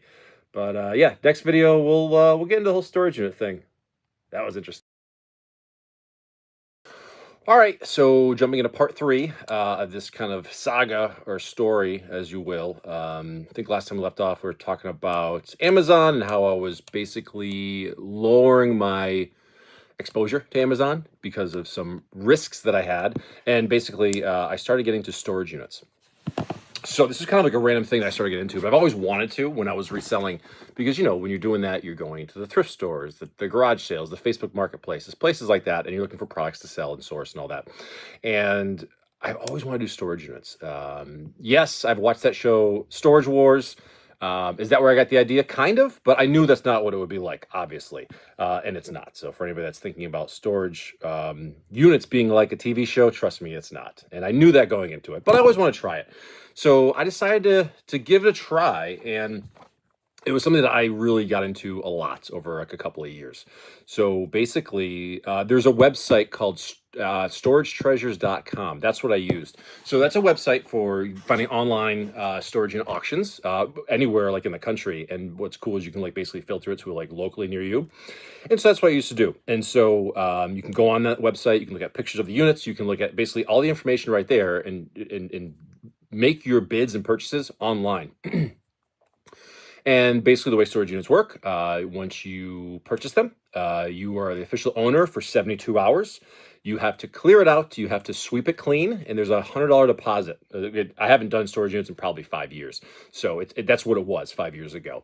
But yeah, you basically, you take ownership of the unit. Everything is your property for 72 hours. You have to cut the locks, you have to put your own one on there, you have to empty it out, you have to sweep it clean, and then you get your $100 deposit back. Basically, that's how it goes. It's very simple. The first time I did one, I'll never forget it. It was a 5x5 unit. It was local. I want to make sure it was small enough where I could just put it in the back of my sedan. I have a small sedan. And so I didn't have to like rent a truck or anything like that, and I could just try it. And I think this one was, I don't remember the price, but it was very cheap. I think I paid like $50 for it. And it was a 5x5 unit, 5 feet wide, 5 deep. Totally full. I mean, completely full. It was just someone's extra stuff, you know, and I think I paid like $50 for it, whatever it was. Probably made a few $100s in profit on the unit of several hours. Again, travel there, travel back, sorting through it, organizing it, cleaning it, listing it, selling it, shipping it, the whole thing. It's a lot of work. But it can be extremely profitable. It can be a lot of fun. So if you're the kind of person that likes the hunts and all that kind of thing, if you like going to thrift stores and all that kind of stuff, tag sales, storage unit is basically one huge tag sale. Here's the thing that most people don't tell you about storage units. It's a lot of garbage. On any given storage unit, at least 50% is just trash you're gonna have to haul away to the dump. That's just how it is. So hopefully you have a local dump that you can do that and take care of that. But I did the first one, absolutely loved it, and it fell in love with it right away. There's so much things I could sell online, and so many things that honestly you can use personally. If you never know what's in there. It's literally someone's like life stuff that they just left behind. But there's stuff that you could sell, stuff you throw away, stuff you can keep, whatever. And after the first one, I was totally hooked by it. I love the hunt, digging through everything. And the fun thing with storage units is like you really have to dig through everything. I mean, like you have to check every pocket and every pair of jeans, open every drawer, look behind every portrait of every picture, because you never know what's hidden back there. That's the crazy part. So I got into that pretty seriously, and over a couple of years, I did lots of storage units. Not just storage units, but also like estate clearouts and like auctions of like, there's an auction I did one time. Kind of like a storage unit thing, but not really. But it was an auction, and it was literally like someone's entire shed. And it was like tools that go back like 100 years. And it was literally, I had to get a U-Haul, a 26-foot U-Haul, just to fit the contents of the shed. And it was like tools and equipment from like, literally like 100 years old. It was all sorts of cool antique stuff. You know, it was incredible, the stuff you find in there. Anyways, but I love doing storage units. They're always a lot of fun, a lot of work. So I recommend it. I think anyone that likes to resell, that likes to do picking, if you have a truck and access to a dump, you should definitely try one. Buy a small one, 5x5 unit, spend $50 or $100, get the experience, and you're gonna absolutely love it. Couple of I'm gonna cover storage units for like probably most of this video. So if you're not into storage units, then you don't have to watch it, whatever. But I'm gonna talk about a few of them specifically that I went through that were pretty interesting and amazing. There was one, I remember this one because this one was, I bought 3 10x10 units in one shot. There was one auction. It was a good thing. It was only like 20 minutes from me, but there was 3 10x10 units I liked, and I bid on all 3 of them, hoping I'd get 1 or 2. I got all 3. So I'm like, okay, guess I got my work cut out for me. And I remember my wife was going to help me that day, but she got really sick. So she wasn't doing nothing. And it was middle of August. It was like 95 degrees and humid as hell. And these units were in a basement. So I had 3 10x10 units completely full in this basement that I had to walk down a flight of stairs to get to the units, then walk all the way back up the stairs just to get to my truck. I had to rent I rented a 26-foot U-Haul, which could only fit 2 of the units. But I had to go down the stairs, grab something, go all the way up the stairs, 95-degree heat, 100% humidity. It was brutal. Like I almost freaking died. It was terrible. But I cleared out 2 of the units. I remember I brought them, put them in the truck. Took me like half a day. It was all by myself, and drove it home. And then what was funny is I had some people over who were just visiting at my house, and I pull up the U-Haul. Of course, everyone's curious. Everyone wants to know what's in there. So I was like dying. I'm like dehydrated. I'm ready to like throw up and pass out. I was so just beat up. And of course, I was just gonna like, honestly, my thought was to the other unit, I was just gonna leave there, lose my deposit. I didn't care because I only could fit 2 in there. I'd have to go back the next day for the other one. So I remember I was convinced, I'm like, I'm not giving the other one, whatever. I'll lose my $100 deposit. I don't care. I'll deal with this. And so we spent the night literally emptying out this 26-foot truck into my driveway, going through everything. It was like 5 of us. It actually ended up being a lot of fun. But everyone was just curious. There was like 5 of us, and everyone was just curious of what's in there. So like, let's just go through it. So we spent our night doing that. And it was really, I'm sure from like my neighbors were like, what the hell is going on in their driveway? Because there's just shit everywhere. It was just a goddamn mess. I remember there was a lot of clothes. I remember it was, no, this is a different unit. This one was cool because it wasn't very expensive. I got the units really cheap. So like I said, I had 3 of them. I remember going through that stuff. This is why I say you have to check everything with a storage unit. One of the units, I was picking up a pair of jeans and you could feel something was in the pocket. And so I was like, reach in there. It was like a $10 bill or $20 bill, whatever it was. There was money in there. I'm like, oh, no shit, that's awesome. And so this entire unit, I went through every pair of pants and every pair of jeans had cash in the pocket. Sometimes it was $2, sometimes it was $20. I forget the exact amount. It was years ago, like 6 years ago. But I know for a fact that the cash found in those pockets was enough to pay for all 3 units and the U-Haul. So the cash right there, I covered everything. Everything else was just profit. Everything else was just gravy on top. It was awesome. Wasn't the most stellar of units, but when you have that situation where you literally get back everything you paid for in cash immediately, you're so much better. I think that's the reason, honestly, why I went back for the next day, even though I was really hurting, was because it was paid for. So I was like, why lose the money? Like, I'll just suck it up. It's only 1 unit. I can deal with it. And it wasn't as hot the next day, so I was okay. And I made it all work out. So you can have those situations like that and get your money back literally just in cash. It happens all the time. Again, there's a bunch of things to sell online and a bunch of other things that were valuable but weren't worth selling online, which I'll get to that part in just a minute. The other cool unit I want to talk about, this was my favorite one, I think, because it was a 10 by 20 unit. So 10 feet wide, 20 feet deep. That's a big unit. Like and it was full, like to the brim. It was absolutely full. Again, I think I rented another 26-foot U-Haul, which I didn't have a pickup truck, and it would take me 10 trips anyways with a pickup truck. So renting the U-Haul, I think only costs like, I had to drive maybe like this one, maybe like 15 miles each way. So you had to put gas in it for those miles. I mean, the mileage they charge you for, I think maybe it cost me like $150 to rent this U-Haul for 24 hours. It wasn't bad. It really isn't that bad, considering, as long as you're confident and you're going to make profit in the unit. But I remember emptying this thing out, and it was like one of those things like right away. I go in, and within like 5 seconds, I'm seeing bullets all over the place. Like just live rounds all over the place. Different, like, I mean, there's 9mm, there's 57s, there's a 50 caliber, there's live 50 caliber rounds just like on the ground. I was like, oh shit, like this is, and my kid was with me, and he was really young at the time. So he was like helping me, like a few little things, lift, put him in the car, in the truck. But at that moment, I was like, dude, like, stay in the truck. You're not helping me at all. I go, because if there's a weapon in here, I said, I don't want you getting anywhere near it. And so anyways, there wasn't, long story short, there wasn't any firearms. But what this person was big into was knives. This was a knife collector, apparently. And I remember this one specifically because they were specifically a collector of a certain type of knife. So let's just say the bad guys of WW2, those guys over there, it was a lot of their knives.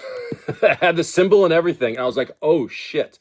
Like, you never know what you're going to find in a storage unit. And it was literally just like a bunch of these knives with the symbol and the whole thing. And I was just like, oh, like this is crazy. And some were pretty good condition, some were pretty beat up, and I could tell I'm not a knife expert, I'm not a knife guy, I'm not a history buff really. So like, but you know what they are. But I assumed that they were real. And I was like, this is interesting. And so, and the unit was phenomenal as it was. I remember I paid $500 for the unit and like $150 for the U-Haul. And again, there's you can see in the picture there was a change jar. You know how people have like the 5-gallon water deposit bottle for like the change jar in their house, and when it's full, you cash it in for a vacation or whatever. There was one of those in there. You can see in the picture, and it wasn't like it was maybe like a third full.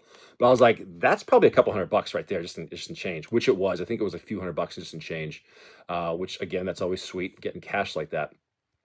But the knives were a big thing, and then they were big on CB radios. Again, I don't know anything about CB radios. Not a collector, not a user of CB radios, but it turns out that some of them are actually extremely rare and extremely valuable. And I had some of the ones that were extremely rare and extremely valuable, which was nice. The only thing that hurt the return is that I couldn't test them, so I literally had to sell them on like eBay, you know, parts not working untested. If you're a seller, you know what I'm talking about. You're better off doing that, because if you do that, you're safe. But if you say it's working, then and it's not, then it's gonna have a problem. But I think I remember there was like one CB radio I sold that paid for the entire thing, and I was like, okay, great, perfect. Not to mention everything else they had.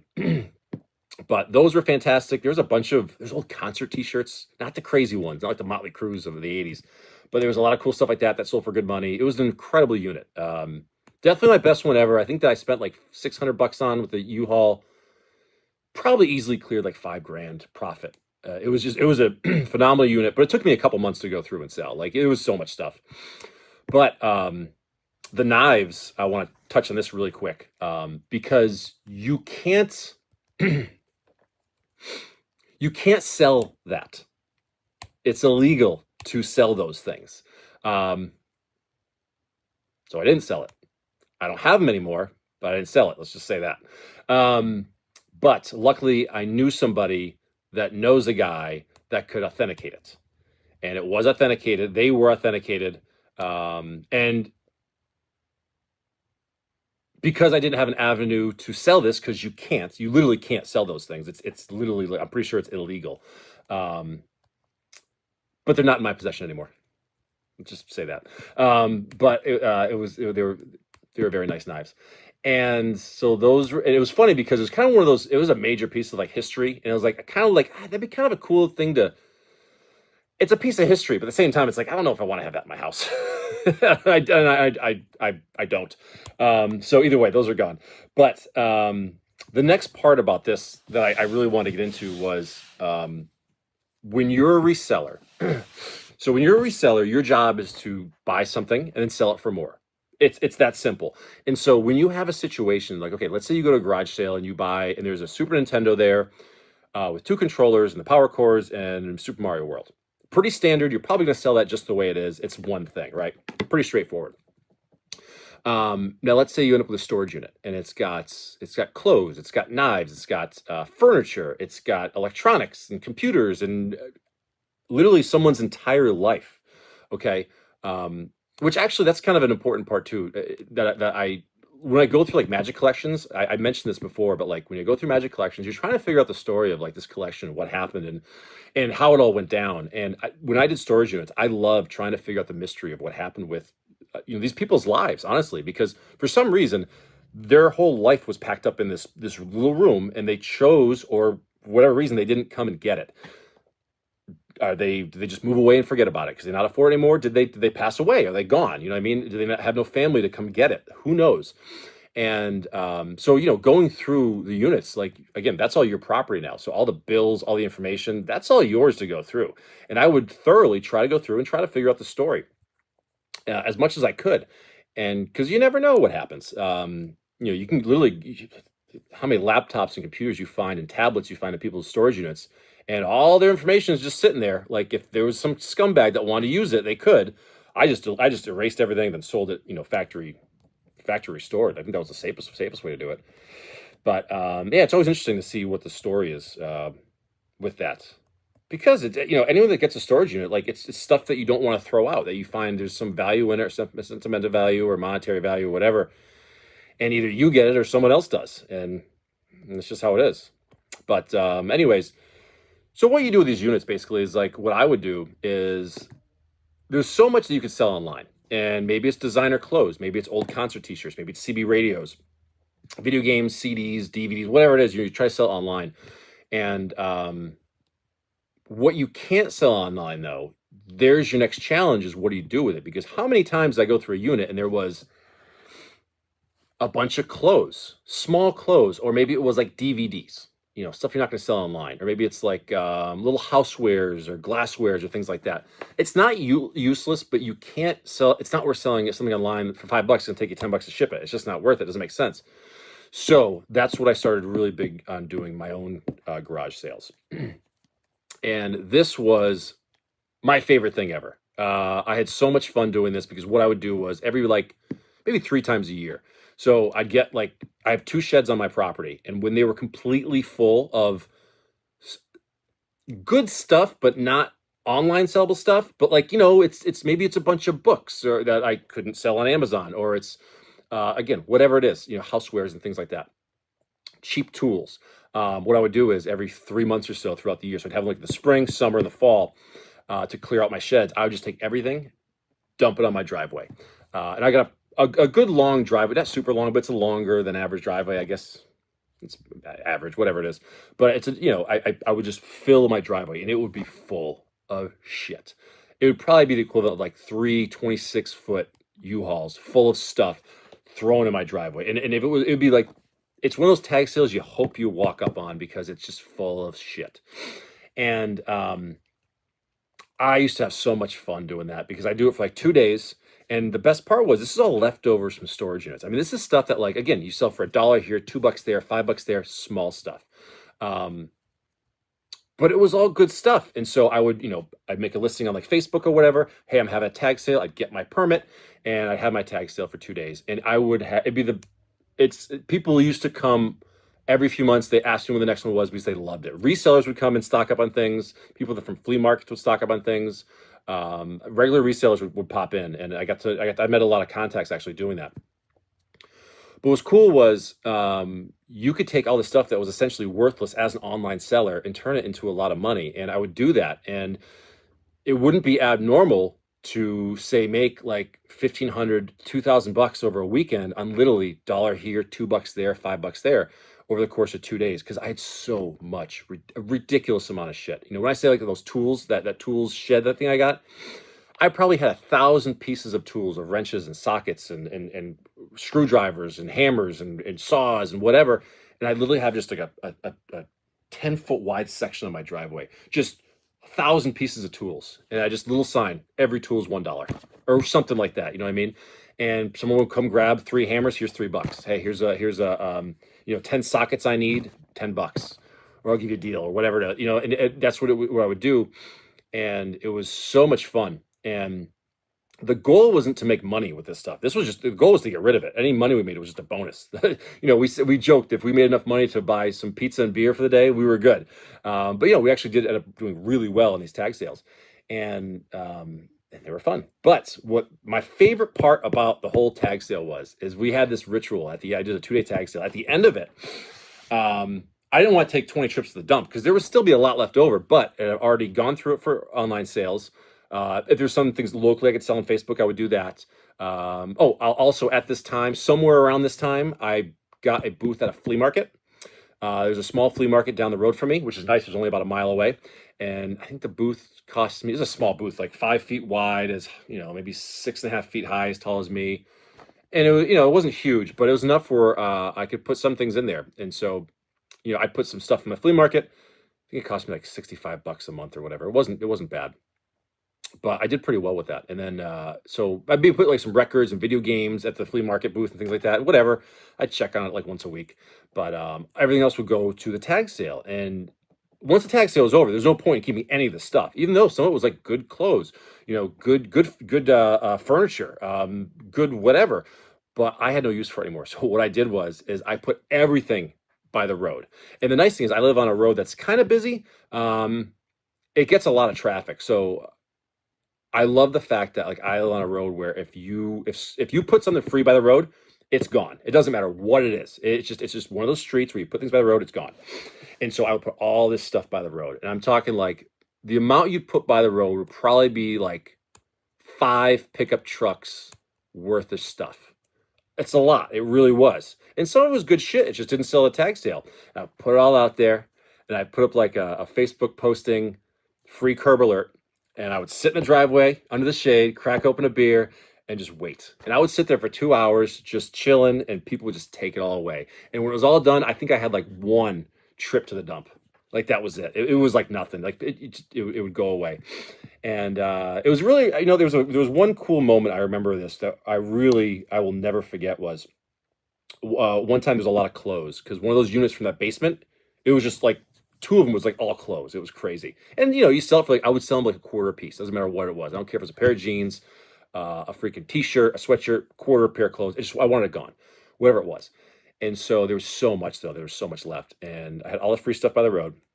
And at one point, this lady stopped, and she's going through everything, and she asked, and she goes, "Is this your tag sale?" I said, "Yeah." I said, "But that's all free." She's, "This is all free?" I go, "Yep, you can take whatever you like." And she must have spent 2 hours there. It was her, and she had two little kids.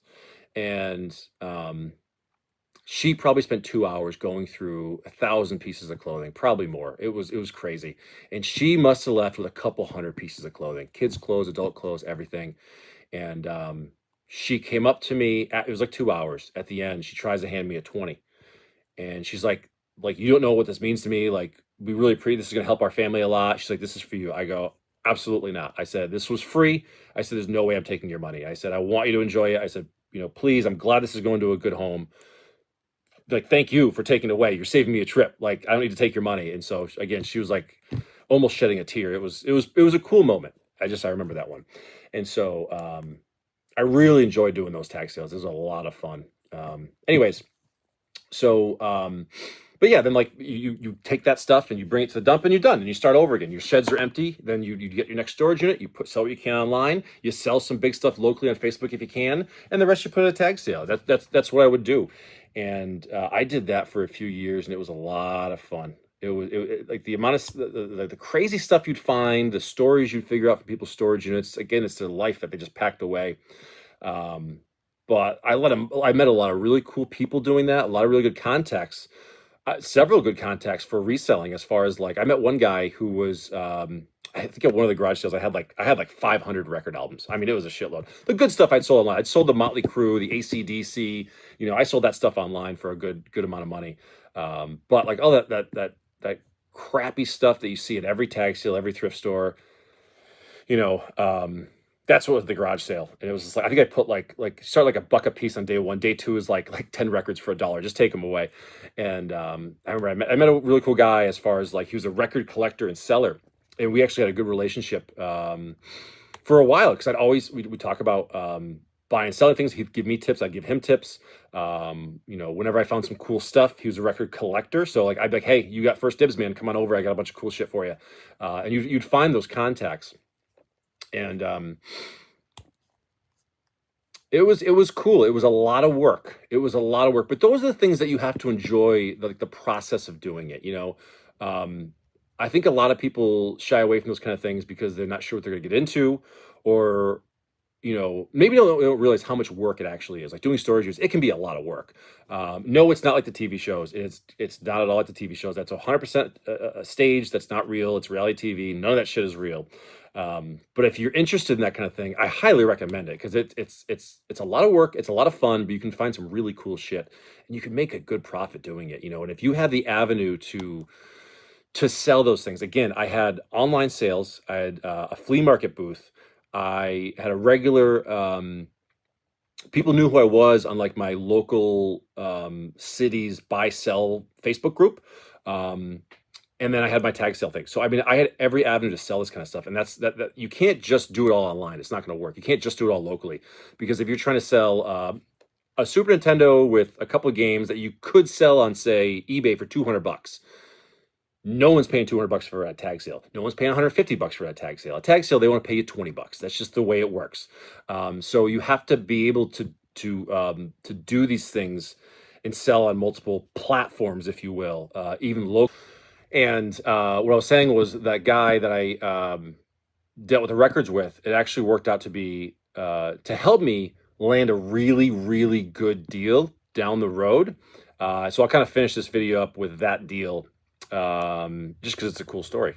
That's what I'm doing, is telling stories. So basically, there was somebody the next state over, about an hour away from me, and I got the lead from this guy that he had, and I'm gonna get this. I'm gonna have this amount wrong, but he had a recording on cassette tape of every single live Grateful Dead show like there ever was.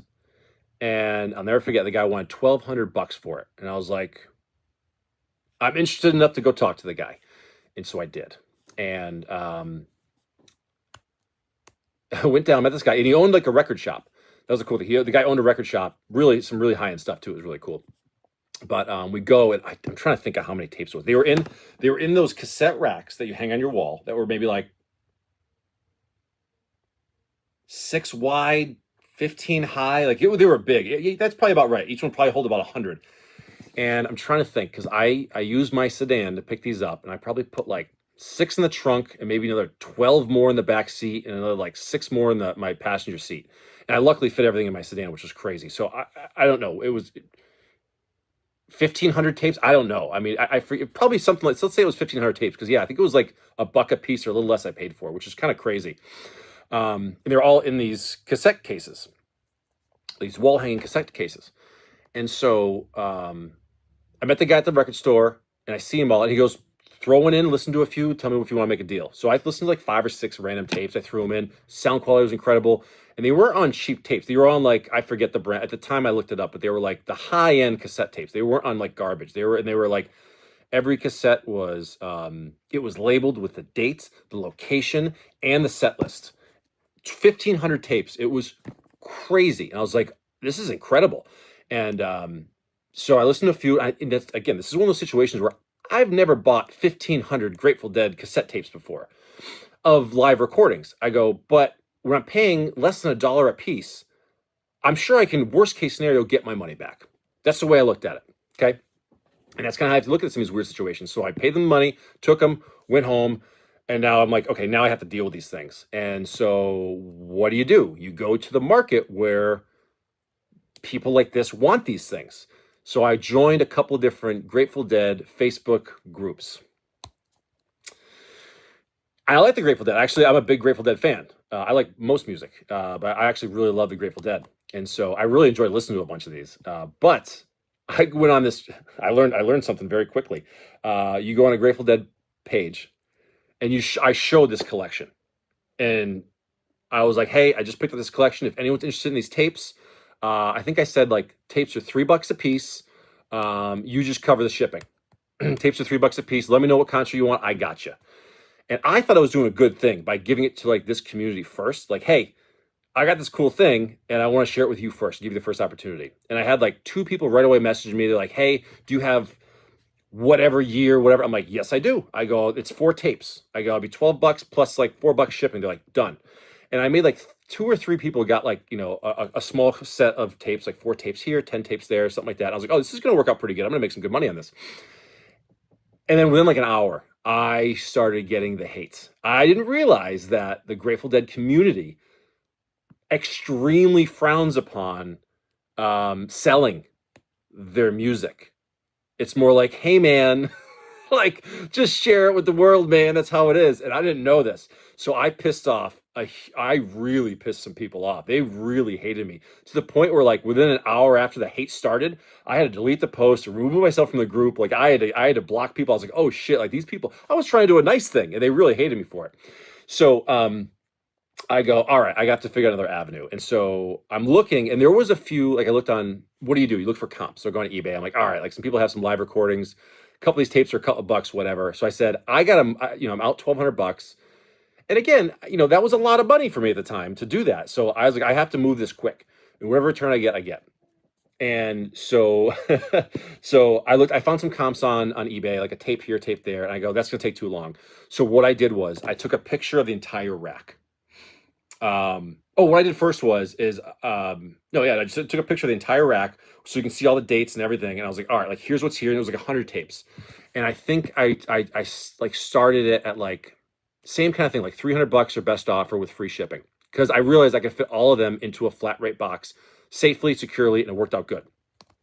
So I said, okay, I'll be down $20 in shipping. I'll sell it for $300. Fees will be like 45, down another, $20 in shipping. I'm still gonna like more than double my money. Like, this is good. And so within like 2 days, I had like 15 or 20, however many it was, listings of these on there, right? And they were getting a lot of attraction right away. So I'm like, all right, this is gonna be good. And I had somebody message me right away. It goes, hey, let me buy everything. He's like, market like half off and I'll buy everything. And I was just like, nope, because that would kill like my profit margin. I go, nope. I go, I'm gonna let it run. Let's see what happens. I'm in no rush, but I do want to sell it quick. But so anyways, he bought like 2 lots off me for like the full $300 a piece. I'm like, sweet, packaged them up. Remember, it was from Massachusetts where I am to California, so I was going across the country. And I shipped them over to him, the first 2. And then like a couple days later, after he got him, he bought a couple more. I was like, perfect. So same guy, sent him a couple more. And like one person bought like one random one, but then basically the other guy bought everything.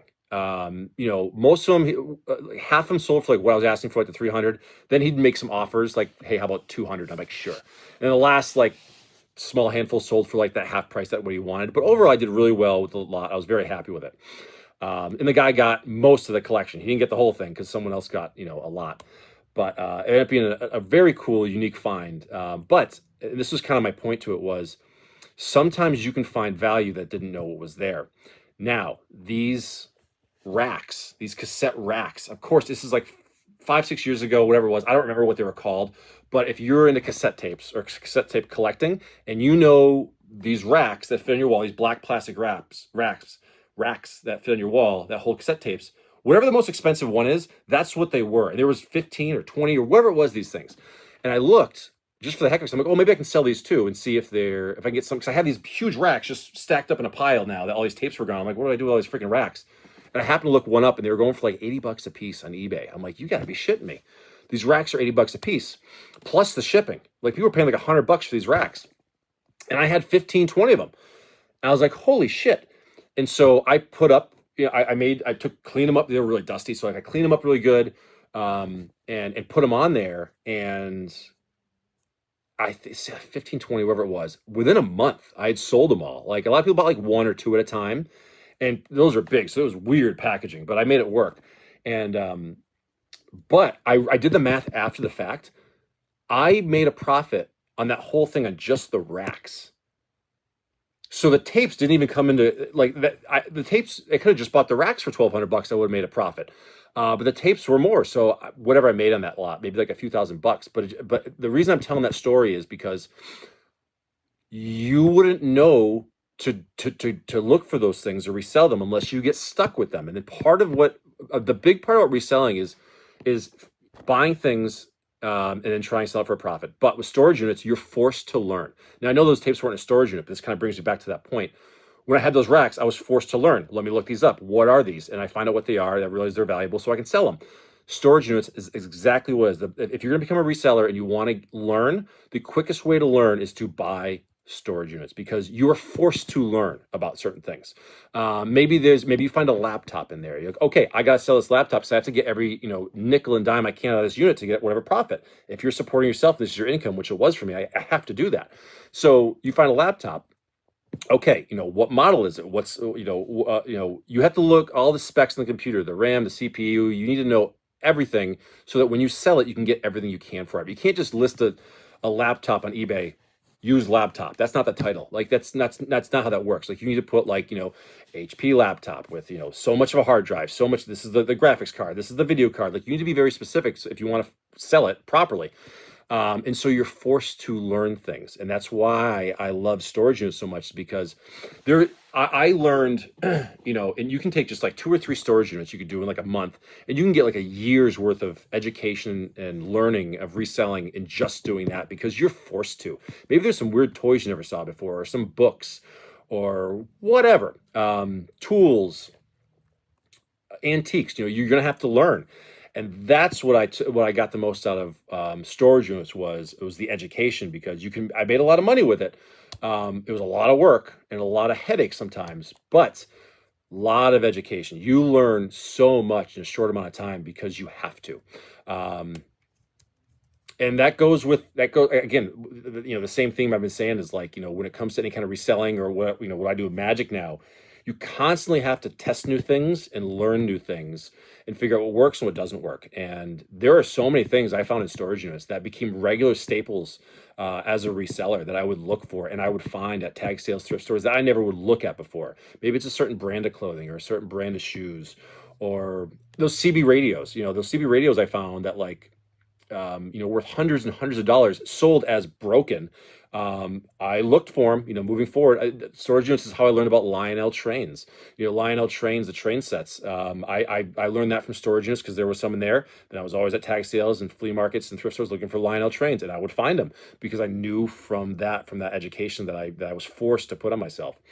Um, So yeah, I think should just about wrap up the storage unit part. That's about all I want to say about it. Like I said, there's some cool stories I had in my own experience of the many storage units I bought, but the experience of learning. Um, Actually, this is kind of a good place to kind of stop for here because this is the end of the storage unit era for me is right around when I kind of stopped my full on reselling. It was around the COVID era, 2020. Yeah, about 5 years ago, 5.5 years ago. And I think we'll stop now because that's where I kind of get into the next part was good old COVID era.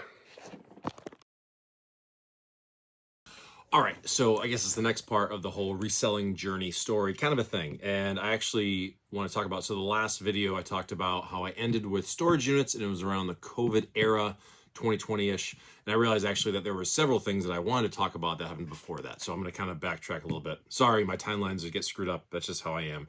But, in between doing the storage units and Amazon and all that, there was a time where, again, I tried other things out between the private labels and everything. Like I said, when it comes to reselling, you're always trying different things. You're always trying something new. You have to see what works, and what works you keep doing. What doesn't work or what has to change, you have to change it. And so a couple of things that I always wanted to get into was like when I did the retail arbitrage, I always wanted to get into like bulk buys, bulk purchases. And one thing I found out that you can do is like return pallets. Again, I used to sell on Amazon. When it comes to Amazon, there's so many returns and there can be a lot of things like that, but you can take advantage of that if you know how to. So when it comes to like return pallets and things like that, that's a category that I want to try to get into. I want to try to check it out and see what happens with it. And you can do it through a bunch of different companies. So there's like literally government liquidations, there's Amazon liquidations, the Walmarts, the Targets, all these companies, like they all have returns, right? So stuff gets returned. I mean, thousands and thousands and thousands of pieces get returned every day across the country and the world.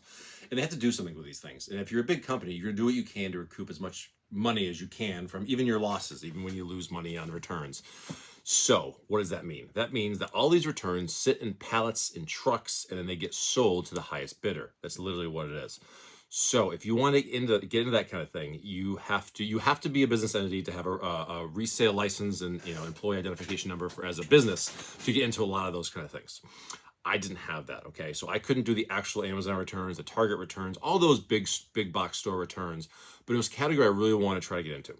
Now, looking back, obviously, the smart move would have been to form the business, have the LLC or S Corp or whatever I wanted to form, and that way I could actually do those kind of things. I wasn't that smart, and I wasn't thinking properly. I wasn't thinking long term. I was thinking short term, and I didn't do that. So I actually found out that there are places that you can do that kind of thing without resale licenses, resale certificates, and you can without a business entity. So the big one I went to is a place called bulk.com, bulq.com. I think the website's actually still live. I think I looked like a year ago, just for shits and giggles, like, hey, let me see if I still have things over there. And they do, and they still do business over there. And now I talked about all the Amazon returns and Target returns, all that kind of stuff. Basically what this website is, and you figure this out as you kind of deal with them, is they must buy truckloads upon truckloads upon truckloads of returns. Like you can literally buy truckloads. I think it's like 26 or 28 pallets, whatever it is, of returns. You can do that at auction. It's pretty crazy. But if you do volume, you can. And I'm pretty sure this company, what they do is they buy like literally truckloads. Then what I'm pretty sure they do is they handpick all the good stuff. They take it out, they sell it on their own. Then what's left over, they have these pallets and they sell these pallets, not at auction. It's a listing, but it's super below retail value. If you can even say that. So what I started doing was I started researching this website because honestly, it didn't have the resale license. This is where I had to buy bulk pallets from if I wanted to. They had pallets, they had cases.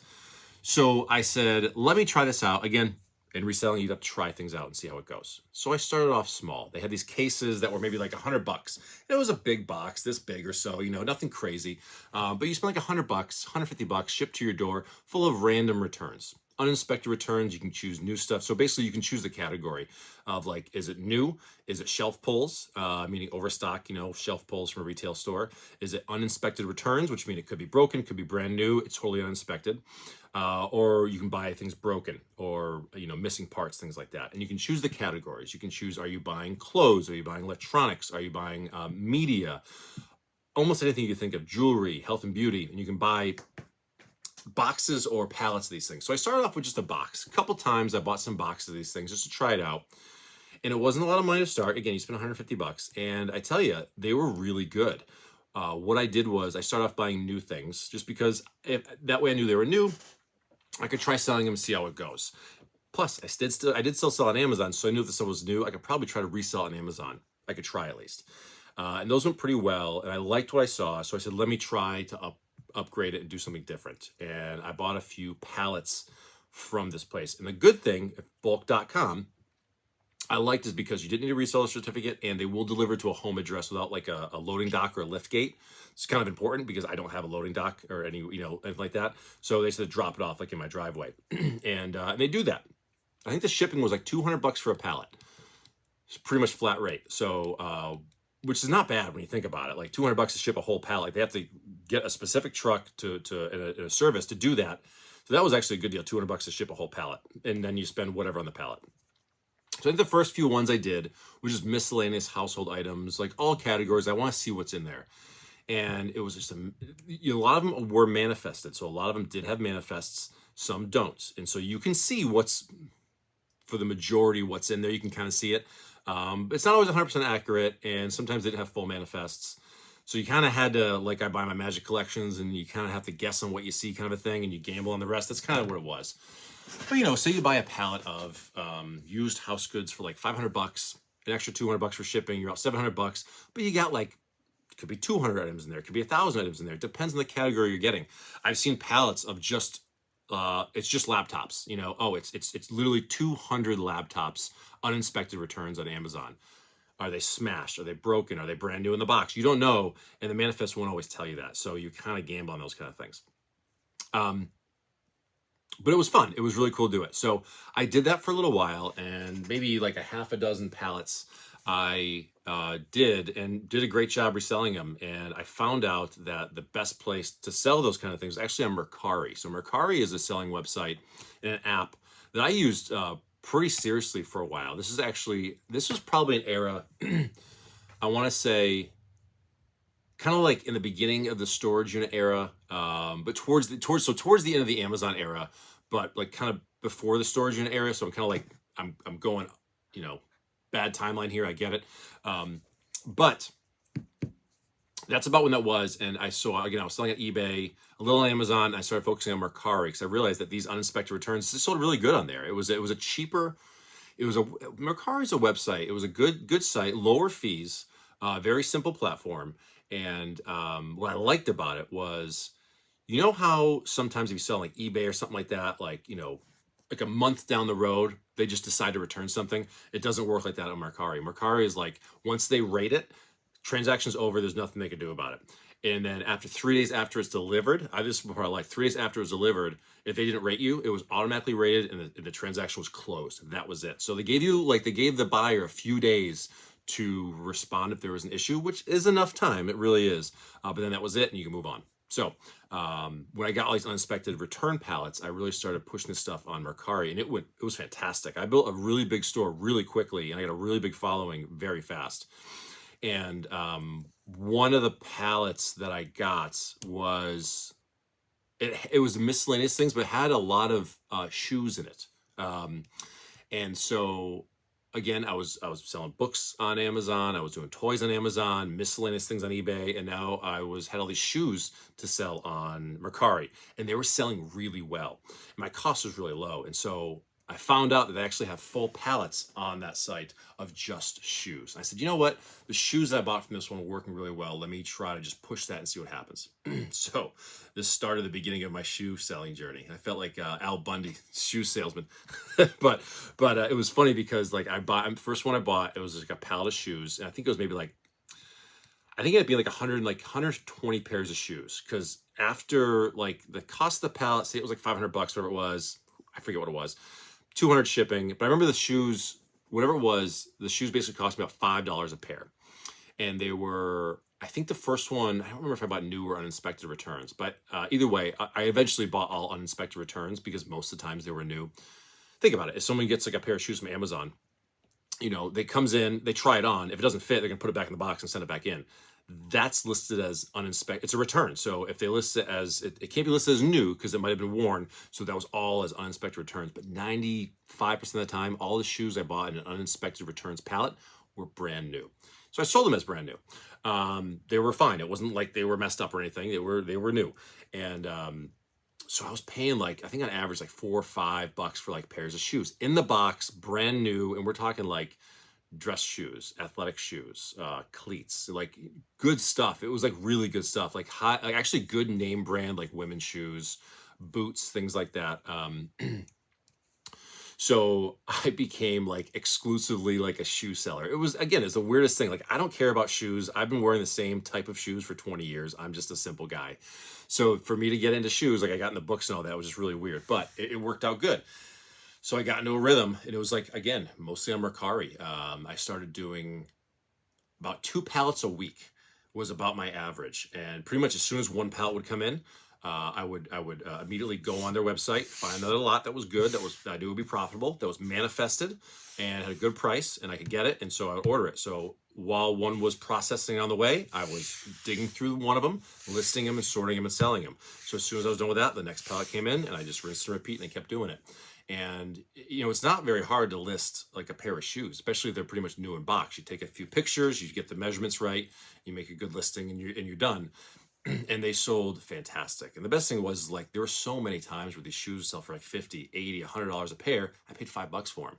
And so even when you had some damaged ones or whatever, it wasn't that big of a deal. Honestly, those ended up in my tag sale for like $1 or $2 a piece, and they'd move. It is what it is. So that was a lot. I did a lot of Mercari. That's when I really started getting deep on Mercari. So love that website. Like I said, absolutely loved it for the reason that it was secure as a seller because people weren't doing some like late returns. They weren't trying to scam you. Like once it was done, it was done. And I liked that about it. And the payouts were quick. The fees were low. It worked out fantastic for me. And so that's actually around the time when I found Auction Zip as well. You remember Auction Zip because I bought a few of my collections from Auction Zip. And it's still a website that I use today. And I randomly came across it, and because I was looking for good auction houses, and I think someone had told me about that. Another reseller actually told me about it, so I checked it out. And exploring the world of like every auction house on the planet, it's pretty awesome because like there's so much stuff in there, and you can search for whatever you want. But ironically enough, something else I got into was autographed sports memorabilia. Again, I used to be a big sports fan. I'm a Massachusetts guy, so I was always a Red Sox fan, Bruins fan. I root for the Patriots. I don't really care about sports anymore. Ever since all those teams started winning, the tickets became expensive. I stopped going. I stopped watching sports. So I don't really watch sports anymore. I'll watch some golf. That's about it. But anyways, I digress. I got some reason, I'm not sure why. I think I was just like going through some auctions and Auction Zip. And again, this is one of those things as a reseller, you have to take any opportunity that you can. If you see something cool, you got to go for it and try it out. And there were some auctions of like Mike Tyson signed boxing gloves. Everyone knows who Mike Tyson is. Even I don't watch boxing. I know who Mike Tyson is. Wayne Gretzky signed like hockey pucks, like really cool stuff. Big names of big players, and they were authenticated. They had the authentication. They had the cards with the numbers, and you can go online, look at them. They're all good. Everything was fine. And so, but the best thing was like there was so much of this stuff. It seemed like it was super saturated, but I said, I'll try it. I'll give it a shot. So I bought like the first time I spent like a few $100 on maybe like 10 or dozen pieces of like sports cars. And like, I remember I did buy one of those Mike Tyson boxing gloves just because I'm like, that's pretty cool. And stuff like that.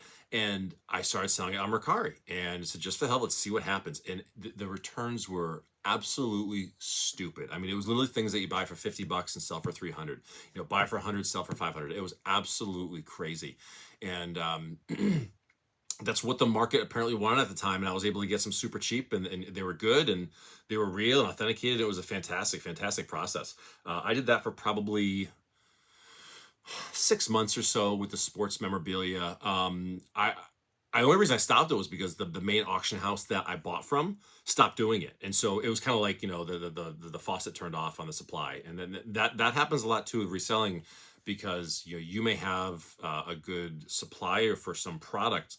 Again, the books I bought from that Goodwill, the pallets, all of a sudden that store no, well, actually first the manager transferred to a different store, and the new manager wouldn't let me do that. And then I found where the other manager worked, that store didn't do books at all. So it was like, all of a sudden that supply just gets turned off. That happens all the time in reselling. If you have a good source, enjoy it while you can, because eventually it won't last forever. And that's what happened with the sports thing. So I enjoyed it while I could. Did great for like 6 months. Again, it's one of those, there's like a bunch of different times in a reselling career. I know for me personally, I found great avenues to buy and sell from, and like, let me just ride this and see how it goes. And you go for it as long as you can, and eventually it will just run out. I mean, unless you're like physically producing the product, which I wasn't doing. So you have to just kind of roll with the punches and do that as long as you can. But yeah, Mercari was a phenomenal site. Actually, it's funny because I tested it out maybe last year with magic cards to see how the market was on there, because there are some on there, but honestly, I like to compare when I'm looking at online listings, comparables for something that I'm going to list. I'm big on pictures. I'm big on listings and quality of listings and details. If I'm looking to buy if I'm looking to buy a box of Shadowmore tournament deck bricks, right? Okay, whatever they cost, $700, $800, whatever they cost. Whenever I'm looking at something like that, I'm looking at not just the cheapest price. That's not it's one thing you look at, but you have to look at the seller you're buying from, the listing, the quality, and all that. If you had a box of Shadowmore that someone was selling for $800 with a clear pictures of the sides and the wrappings and all that, and everything looked good, versus one that was next to it for $700 and it was blurry and you couldn't tell exactly if the plastic was intact or is that a dent in the corner or not, you're not sure, you're not going to spend money on the cheap one. You're going to make sure you get the quality one that you want.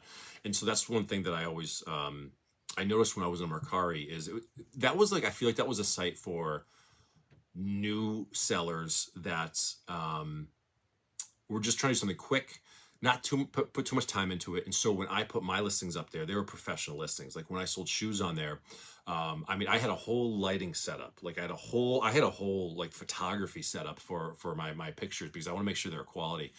And when I say like the pictures of like the shoes I took with the lighting on top of the box and like the angles, it was something that honestly, like it was something that like a store would use for like their commercial.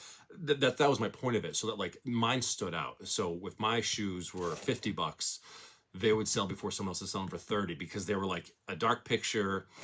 It looked like something someone took in their closet with the lights off, and it didn't look good. So that was a huge part too, where I learned about quality listings, especially quality pictures, more than anything. And I've always taken that, so the first few years, I'd say, where I did my listings, they were bad. I was a rookie. It was just like, here's a quick little picture of this thing, and like a 5-word description on like eBay, when you have all these, characters you can use, and you can use 12 photos. And I was using 2. If they allow 12 photos, you take 12 photos. It's as simple as that. I mean, and so when I compared the rest of the sellers versus what I was doing, it didn't even compare. So like when people were looking for shoes on, say, Mercari, and I had like hundreds and hundreds and hundreds of pairs of shoes for sale. Each photo looked professional and amazing and all that, and so it was a shoe store. And I mean, I would sell multiple a day, many repeat buyers. They knew it was going to be coming from a good place, and it was quick shipping. It was safe shipping.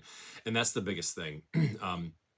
And that kind of leads me into more of this point that I want to talk about for this video specifically, was the quality of photos and quality of listings and things like that. And that's something that, you have to make the decision to do that. This is also where I say to people, when you're doing something, especially say you're doing a reselling business, because that's what we're talking about, you have to figure out what you want to get out of it, and what your goals are and what you're trying to do. Now, if you're just looking to sell a couple of old jerseys out of your closet and then just sell them and that's it, sure, that's fine. If you're just looking to sell a couple of booster boxes of Magic cards on eBay, I get it. You're not going to take a lot of time for it. But if you're trying to build something and create something and have it grow, you have to treat it like what it is. It's a business. So you have to really know that those little differences of the pictures and the lighting and the descriptions, the details, they really do mean a lot. And it's the difference between a sale and not a sale, or it's the difference between getting a full market price for, or getting like just barely what you have. Here's a good example. Early on, when I didn't know what I was doing, I was at a tag sale, and I didn't know anything about vintage stereo equipment yet.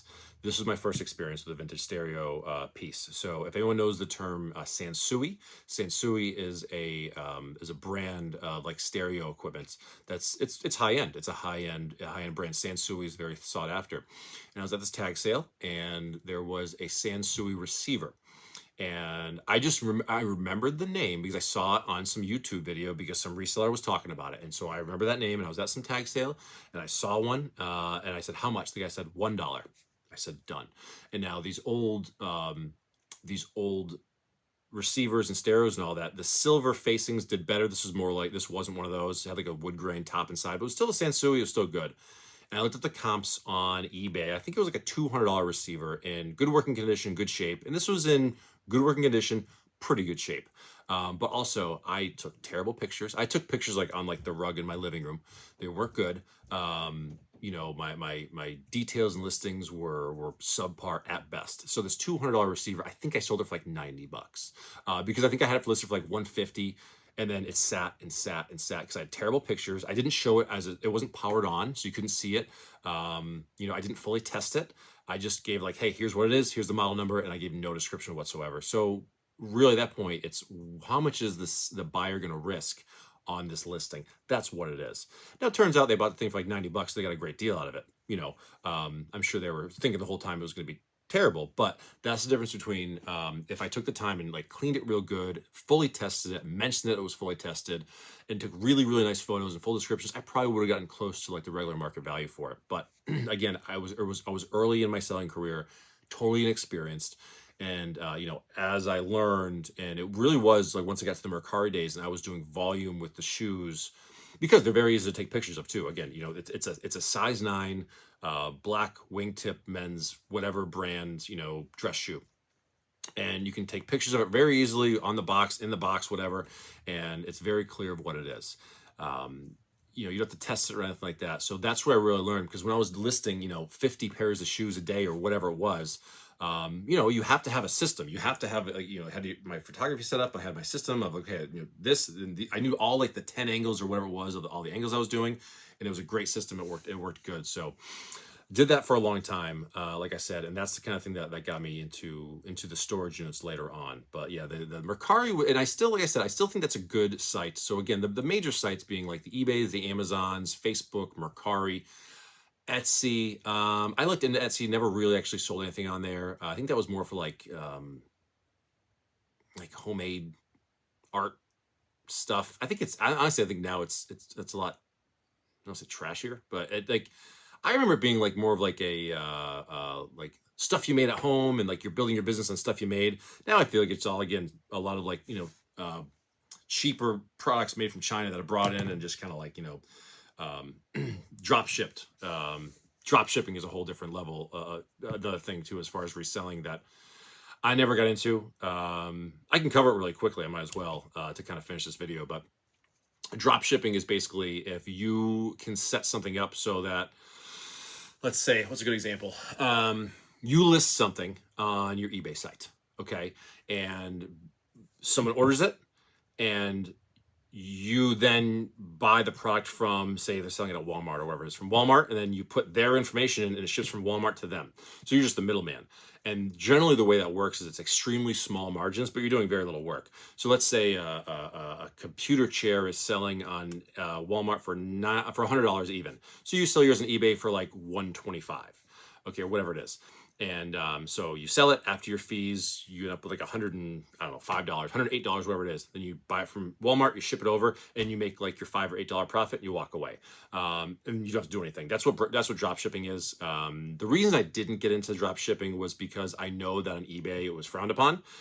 It was specifically one of those things that can get you kicked off. And after my scares with Amazon, I wasn't doing anything to deliberately break any rules. So I didn't want to try that. I knew there was good money in it.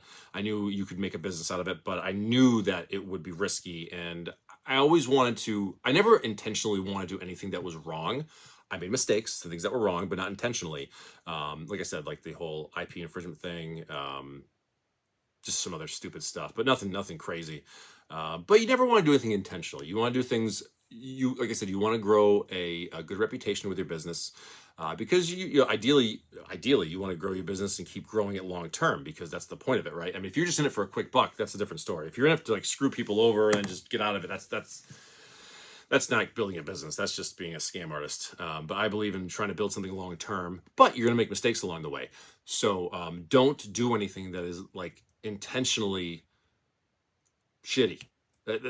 Don't try to scam anybody. Don't do anything like that. Like, do your best to be on the up and up as much as you can. I mean, that's the goal of it. So, yeah, I'm trying to think. So, like I said, after this is kind of when I got into storage units and all that, which brought me into like the COVID era. So I really want to talk about that specifically, because for people that want to do that, the biggest point was like, take good photographs, make good listings. If you're going to be a reseller, it takes you like 3 extra seconds to take a good photograph. Just take a good photograph. I mean, if you don't have what it takes to put in work to do good photographs, do good descriptions, good listings, then don't bother reselling. Like, it's just not worth it. I mean, do that, then clearly like your heart's not in it, and you don't want to do that. I get it. That's fine. Again, if you want to list a couple of things to make a few extra bucks, different story. But if you want to build something, take the time, do it right. It's just the best way to do it. But also, like I said, the other big takeaway was you don't need a reseller certificate or a business entity to buy these liquidations and these bulk things. Now, back, like I said, when I did the bulk, I feel like I got in at the right time, because when I was buying from bulk.com and buying these pallets, it was incredibly lucrative, very profitable. The returns were fantastic, and there was a plentiful amount of things. I took a break from it for a little while, and then I went back like a year or two later. I think it was kind of like in the storage unit era when I was doing that, like but before COVID. And I kind of I taken a break and I went back to it, and I looked, and like the quality of the listings on that site have really dropped. Their prices had skyrocketed, so there was no room anymore to like make a profit. Like if you did, it was like very low ROI.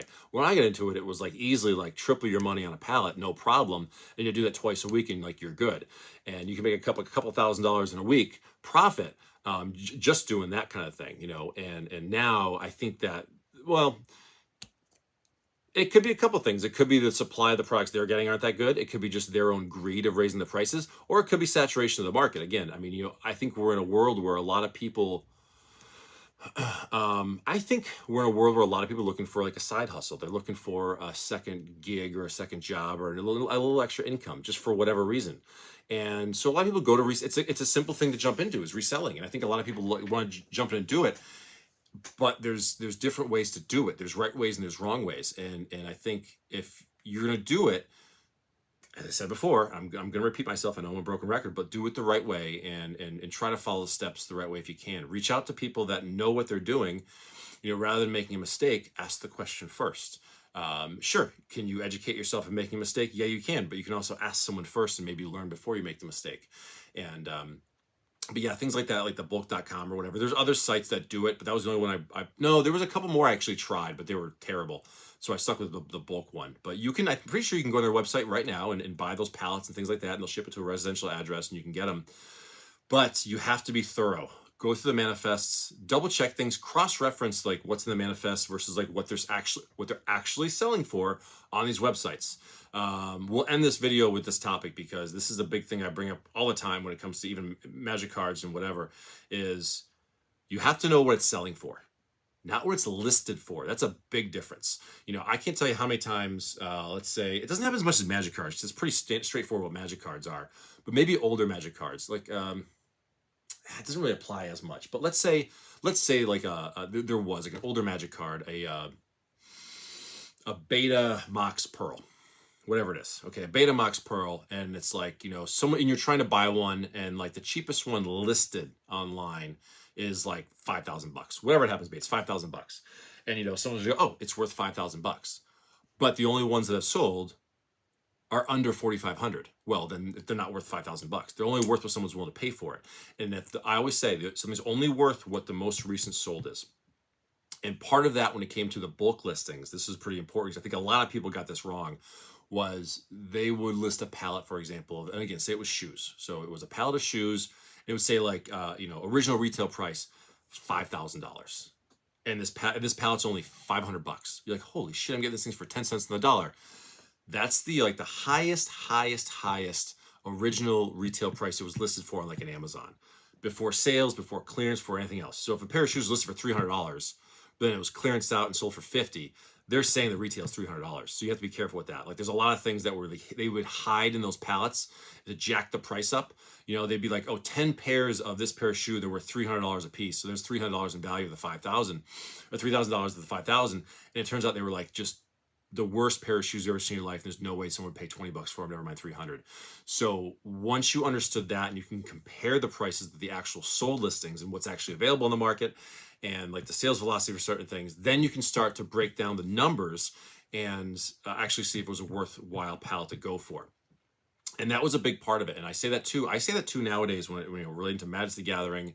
When it comes to buying booster boxes, does the booster box have a box topper? That's added value.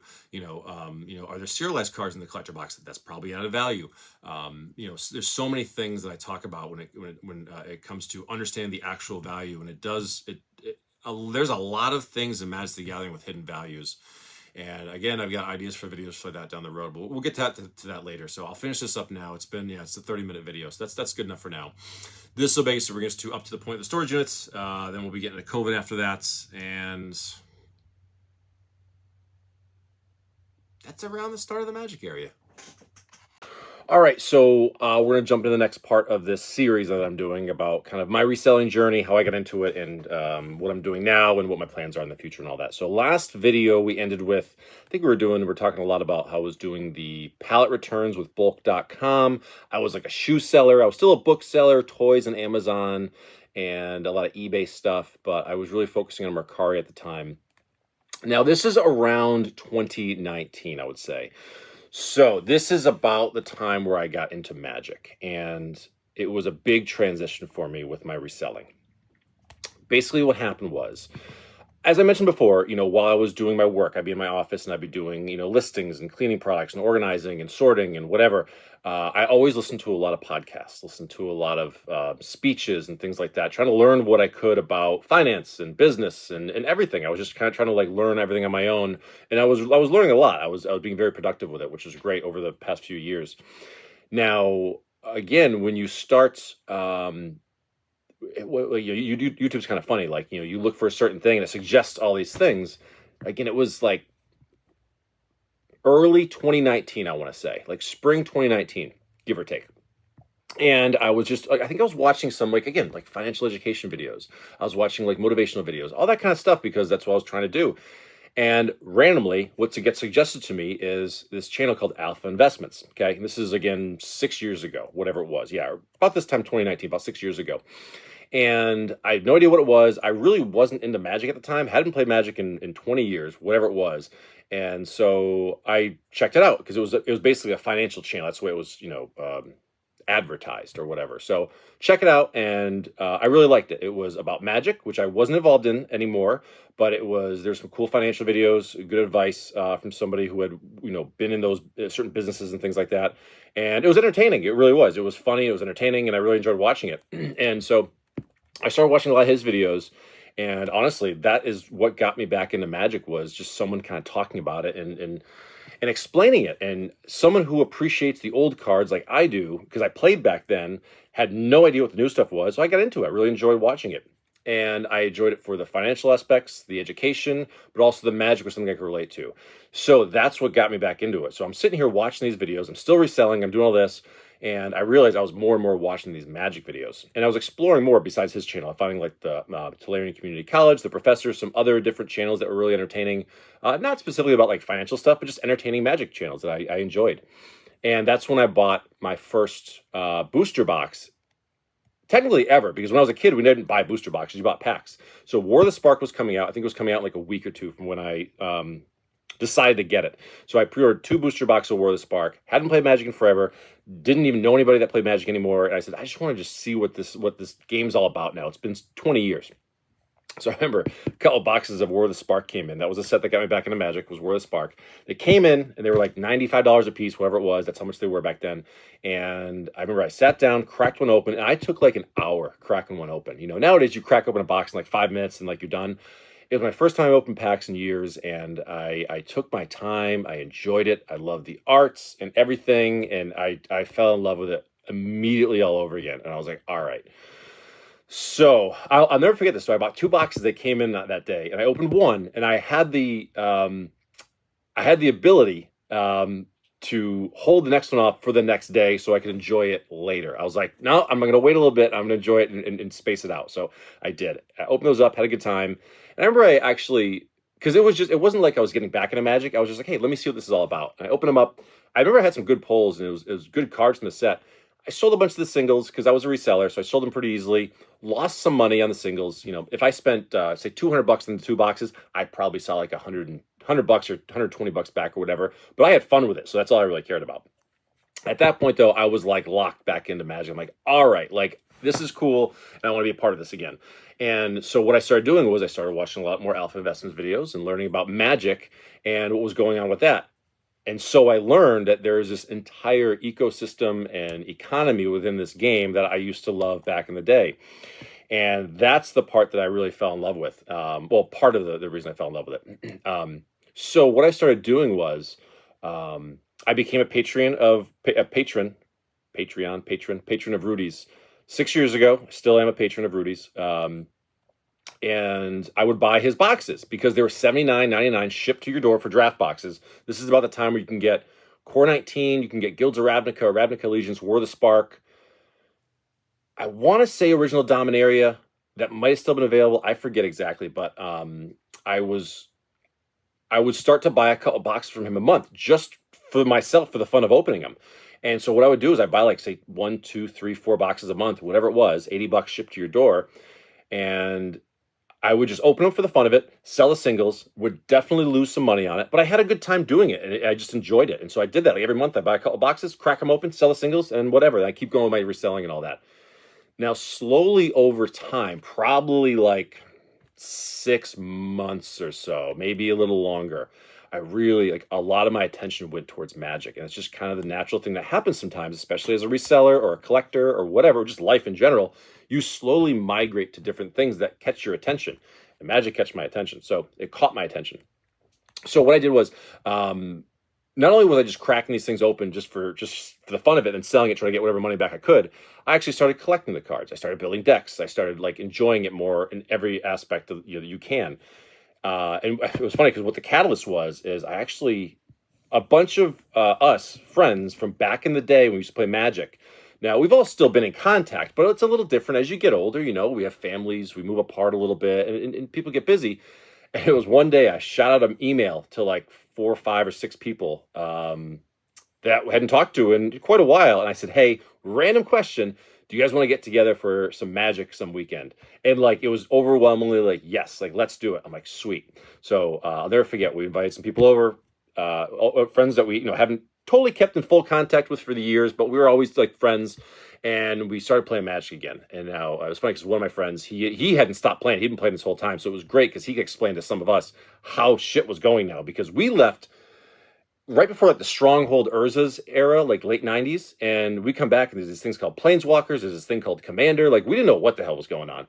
And so he slowly introduced us to Commander, how that all worked. And, we there was like 4, 5, 6 of us in the play group, so we naturally gravitated towards Commander because we all wanted to play. We started playing, like I bought some of those Planeswalker decks to get started, and because they were basically pre-made. I'm not a good deck builder. I've never been a good deck builder. That's just how it is. So I bought some of those pre-made ones just to try it out. And that's kind of how it went. And so now we had this, all of a sudden, now we had a play group and we were playing Commander on a regular basis and we were talking about Magic and we were getting involved with it again. And basically, so much of my attention just started getting diverted to Magic. That's just kind of what happened. Also, around this time too was around when COVID happened. This is right around beginning of 2020. See, my timelines from the other videos, my timelines are bad. I'll say it 1,000 times. My timelines are terrible. But it was around this time. It was about COVID time. So what happened with COVID? Early 2020, world shut down. Couldn't go anywhere. Couldn't do anything.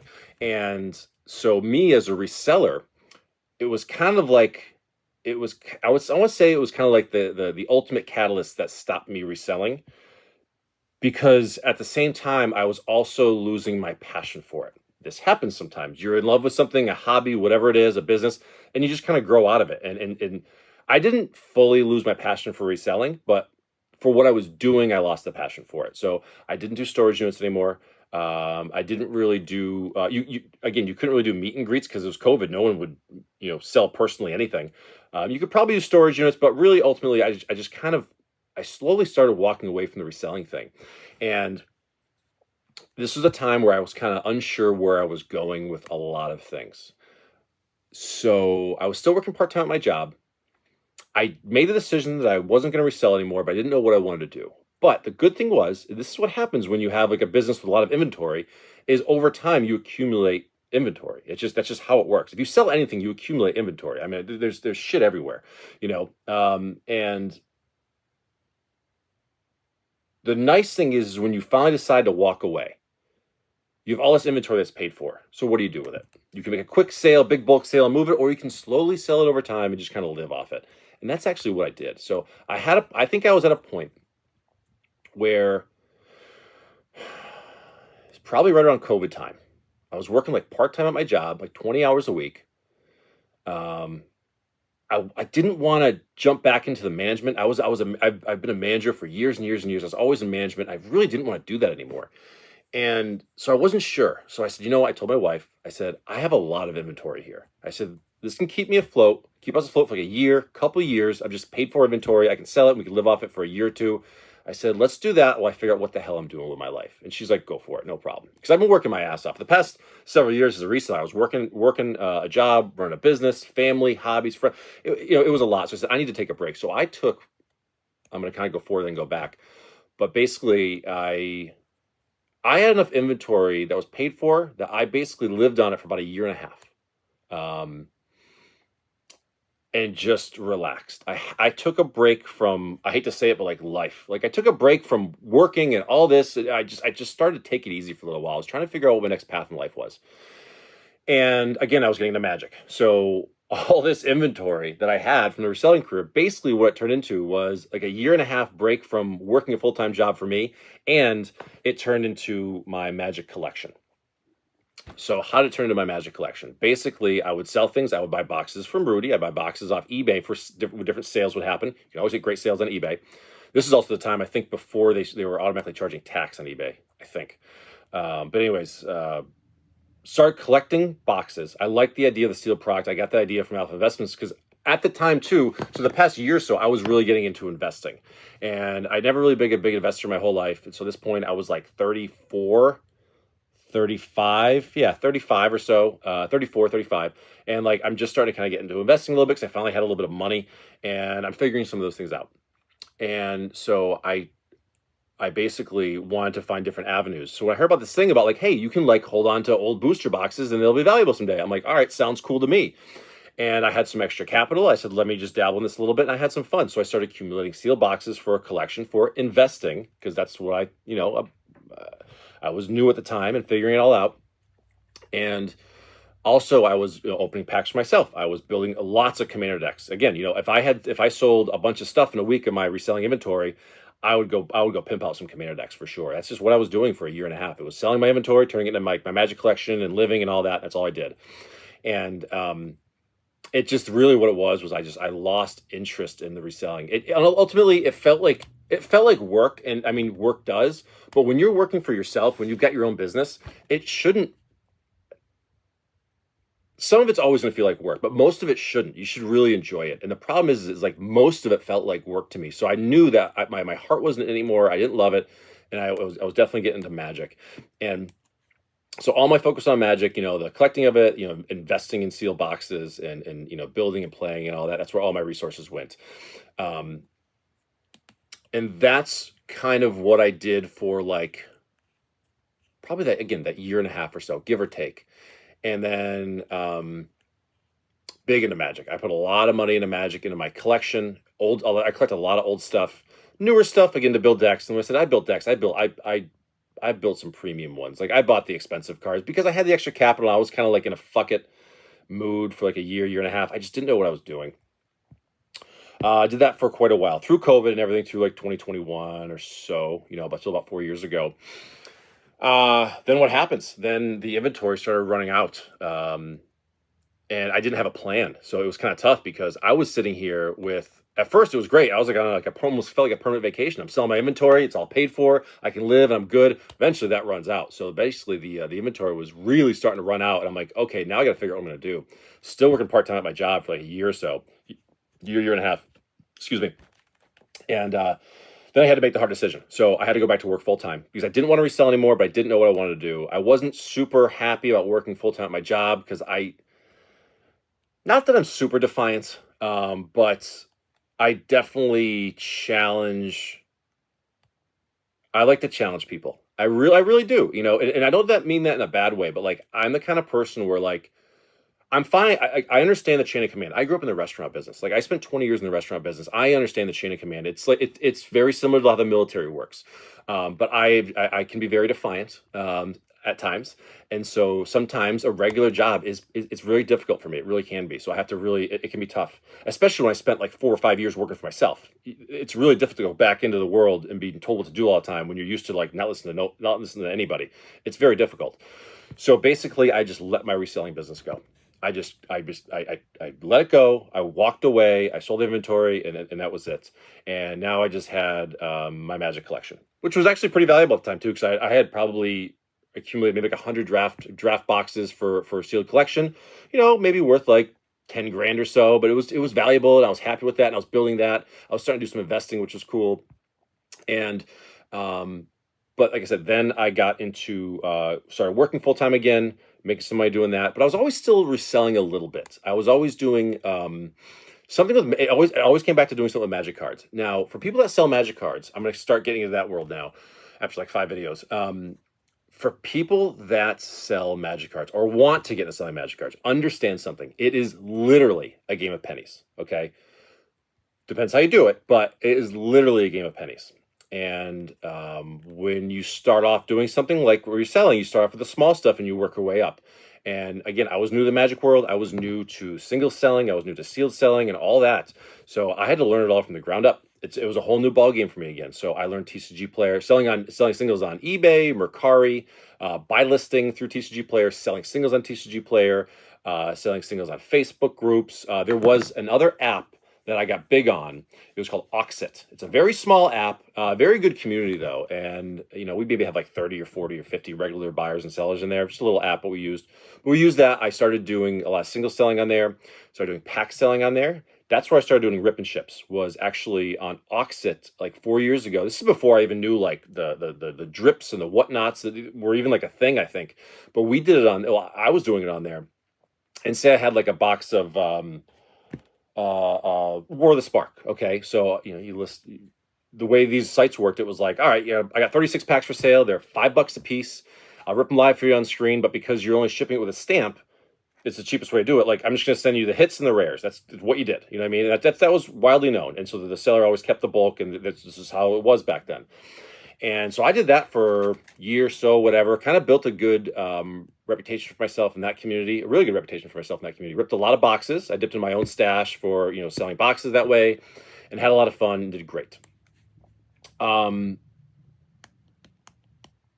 That's probably about the time I want to say I got into Whatnot. I know I'm skipping some things. I'm sure I are. And I'm skimming over a few things pretty quickly, but let's just say, that was kind of like my beginning for ripping ships. And then a friend of mine told me about Whatnot. I said, "Hey, check out this app. It's like auctions. You can buy packs on there and singles, and it's great deals. It's awesome. They do giveaways. It's a lot of fun." Sure. So I checked out Whatnot, and I remember the first few things I bought on Whatnot. Like, I didn't even know what the hell I was doing. Like, the first thing I ever bought was, there's a guy doing some kind of wheel thing, and it was like 20 bucks. I remember I bought one, and I got an MH2 draft pack, and he ripped it, and I got like a bulk rare. I'm like, well, this is stupid. Like, this is a ridiculous thing. Like, why would I do this? And I realized it was just like I had bad luck. But then, like, I had a couple other things I went in there, bought some singles for some decks, bought some packs, whatever, and I really enjoyed it. But it was around that time too where I said, you know what? I said, I think I can try this. And I was into Magic. I had a bunch of product, my own product, and I knew about reselling and packing and shipping and internet sales. So I said, let me try this. So I'll never forget. I set up my first show at an MH2 set box. So it had 30 packs in it, and I did a high bid winner. So basically, all 30 packs. I had 30 auctions. Every auction started at $1 for an MH2 set pack. I think this is probably, again, like 3 years ago, whatever. MH2 had kind of recently come out, and so it was a pretty fresh set. And so I ran those auctions. I think the box probably cost me $200. And the whole point is the highest bid for all those 30 auctions won a free Misty Rainforest, because I had an extra Misty Rainforest. It was like a $25 land at the time, whatever it was worth. And the high bidder wins that too. And that was my first show. So it ended up being probably like 20 different shipments. Had a great time with it. Really enjoyed the environment, the community. I really enjoyed the selling aspect, the packing and the shipping, all the logistics. Really enjoyed it. And so that was the beginning of my Whatnot journey. Actually, in 2 months from now, we're June 8th, 2025 today. In like 2 months, it'll be 3 years ago on Whatnot. So yeah, that's about my time frame. Again, my time frames are terrible. I think it's the ADD. I don't know, but my time frames are really bad. I forget when things happen. But that was what happened. And I said, okay, I can do this. And I started doing a regular show. And, sometimes I'd try a couple of night shows. Sometimes I'd try a couple of daytime shows. And I would always kind of change it up, figure out what I was doing. See, back then on Whatnot, you could do bounties, like, oh, the bounty is if you pull this card, you get this prize. And sometimes they were crazy. Some people would have like, hey, the bounty is if you pulled like the borderless foil Ragavan out of MH2 set pack, you win like 200 MH2 set boxes. Like, it was crazy. They did some wild shit back in the day. It was the wild, wild west of Whatnot, kind of like eBay back in the day. And that's all gone now. All the games and the let's just face it, all that gambling stuff that was on these sites, it's gone now. Now it's a lot more. I don't want to say it's a lot more legit, 'cause it's always legit, but it's less gambling. You're buying a product. If you're buying like packs or singles, like, you're buying a product. That's what it is. But it's less gambling, because some of the games people were playing were fucking bullshit. Like, they were just scamming people left and right. It was ridiculous. Not to mention just other scammers in general. But I digress. So I kind of found I would say, I guess, my niche. I'm a big advocate of efficiency. Okay. So anything I do throughout my day, I try to do everything as efficient as possible. It doesn't matter what it is. If I do something more than once or a couple times a week, if it's a regular thing in my life, I make sure it is as efficient as possible. It's just how my brain works. Maybe that's the OCD. I don't know. But it's a good thing. It helps me out with organizing and keeping things on track, and it works out well. So what I figured out was, if I did nighttime shows, there's 1,000 sellers on. There's 1,000 sellers on. So you're competing with 1,000 people to sell the same product. And I was like, well, this is kind of stupid. I would make a nighttime show, do an hour, 5 people would pop in, I'd sell 2 packs. I'm like, this isn't good. I don't like this. And so what I started doing was, I get up early in the morning. I'm usually up at about 5 in the morning every day anyways, just because that's just how I am. I've been like that for years, because I used to work early mornings. So for the past 15 years, I've been up at like 5 in the morning. That's just how I am. I love it. I get my day started early. And what I tried doing was, I said, let me do a morning show. I said, there's like 2 sellers on at like 5, 6, 7 o'clock in the morning. There's like nobody on. So I said, okay, less competition. More likely someone's going to pop in and check out my stream. And that's how that started. And so I started, it's 6 a.m. It's 6 a.m. every day. I do my streams to this day, except for Mondays. Most times I don't do Mondays. I take one day off. But I started doing that, and I realized that zero competition. Not a lot of people on in the morning though. That's the thing. Like you got to realize, like you're at 6 a.m. Eastern time, which I am. You're talking like it's 3 a.m. in California. So maybe you get the late night people, the night owls, or the early morning people in like the East Coast. But what I realize is it worked out really well. And so it worked out perfect for me because my schedule, basically, I try to be as efficient as possible. So it's like, all right, wake up, have a cup of coffee, have some breakfast, take a shower, get ready for work, then do my stream for an hour, hour and a half, then shoot to work. And it was perfect because in that time before work, let's be honest, most people we're not doing much anyways. I mean, maybe you catch a workout in the morning or something like that. Some people go to the gym first thing in the morning. I used to do that all the time before work. I'd go to the gym before work and then go to work. Now I do my whatnot shows before work, and now I go to work. And over time, like anything else, consistency, the dividends pay off big time with consistency. And that's where I really wanted to focus. And the time thing it worked out perfect for me. It just really did. It was like, you know what? Like nothing else is going on in my life at 6 o'clock in the morning. There's nothing else going on at 6 o'clock in the morning. Like it was dead time, but I turned it into something really good. And, slowly over time, I started getting a following, and it doesn't happen automatically. Like there was probably like the first year, honestly, like I was terrible. Like I didn't know what the hell I was doing. I was just like every show was, who knows, there was no plan, whatever. I can't tell you how many times, like I would turn the camera on, the camera's facing this way, and I would sit there for like an hour. I wouldn't even say a word, and because I didn't know what to say. I'm like, I don't know what to do or how to, interact or whatever. Like it was awkward. It was really weird. And so that was probably like the first 6-9 months, maybe a year of just that. And like I sell a couple packs here, a couple packs there. I had a couple people that would be regulars. We'd stop in, say hi or whatever. But it wasn't until I remember the sort of moment where it started to turn around for me. And I remembered, like, I enjoyed doing this. Like, it was fun for me, but I wasn't really doing anything. I realized, like, I interact, but not really. And I think I was like, I don't know if I was nervous or shy, because I'm not really a shy person, but I think I was like nervous of, like, again, how I would be looked at, like how I would be seen. And it was right around that time where I realized that none of that matters. And I mentioned this in other videos where it's like, you really can't worry about what other people think about what you're doing. You're doing this for yourself because you enjoy it. And that was when I said, you know what, I'm just going to do this and have some fun with it. And so I would turn on the camera in the morning, had my coffee, and I would just tell stories. I would just like I would say, listen, I grew up in the restaurant business. I grew up not always making the right decisions. And so I had a lot of cool stories to tell. I always say that. Like, I may not have always made the right decisions in life, but I got some cool stories to tell because of it. So I just started telling stories and like making jokes and having fun with it. And I said, this is my hour. Like this is my show. I'm gonna do it the way I want to do it. And I started cracking more jokes and having fun and just being more outlandish and not like vulgar, but like, just like, hey, let's have some fun for God's sakes, and and just whatever.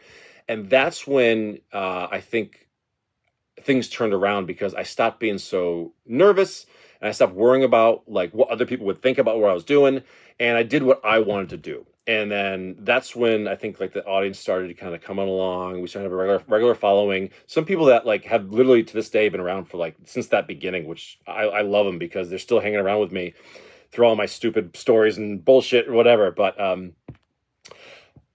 yeah, it was, as I mentioned in another video, like it's, and I thought about when I started doing YouTube, is like, you really have to just not give a shit what people say, because honestly, if someone wants to say something negative, I don't care. I really don't, you know what I mean? And it's funny, like I said, how we live in that world of people, negativity and things like that, but like, it doesn't have to be. And I like my stream to be a nice, positive place, and we've made it that over almost 3 years now. I can't believe it. I can't believe it's been 3 years.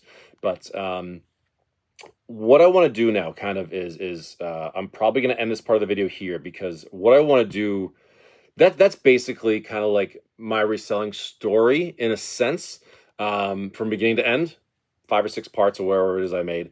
Again, I skipped a lot of stuff, obviously, 8 years of stuff. But now we're kind of into the whatnot thing. Now we're into where I move with magic. And moving forward with this part, I actually want to Not that I'm a professional, because I'm really not. Like, I don't want it to sound like I think I'm some kind of professional, because I'm really not. I still think I'm a rookie all the time. But I've done some things right and done some things wrong, and I want to start giving some people some ideas about Whatnot and things like that if they want to sell on there. Um,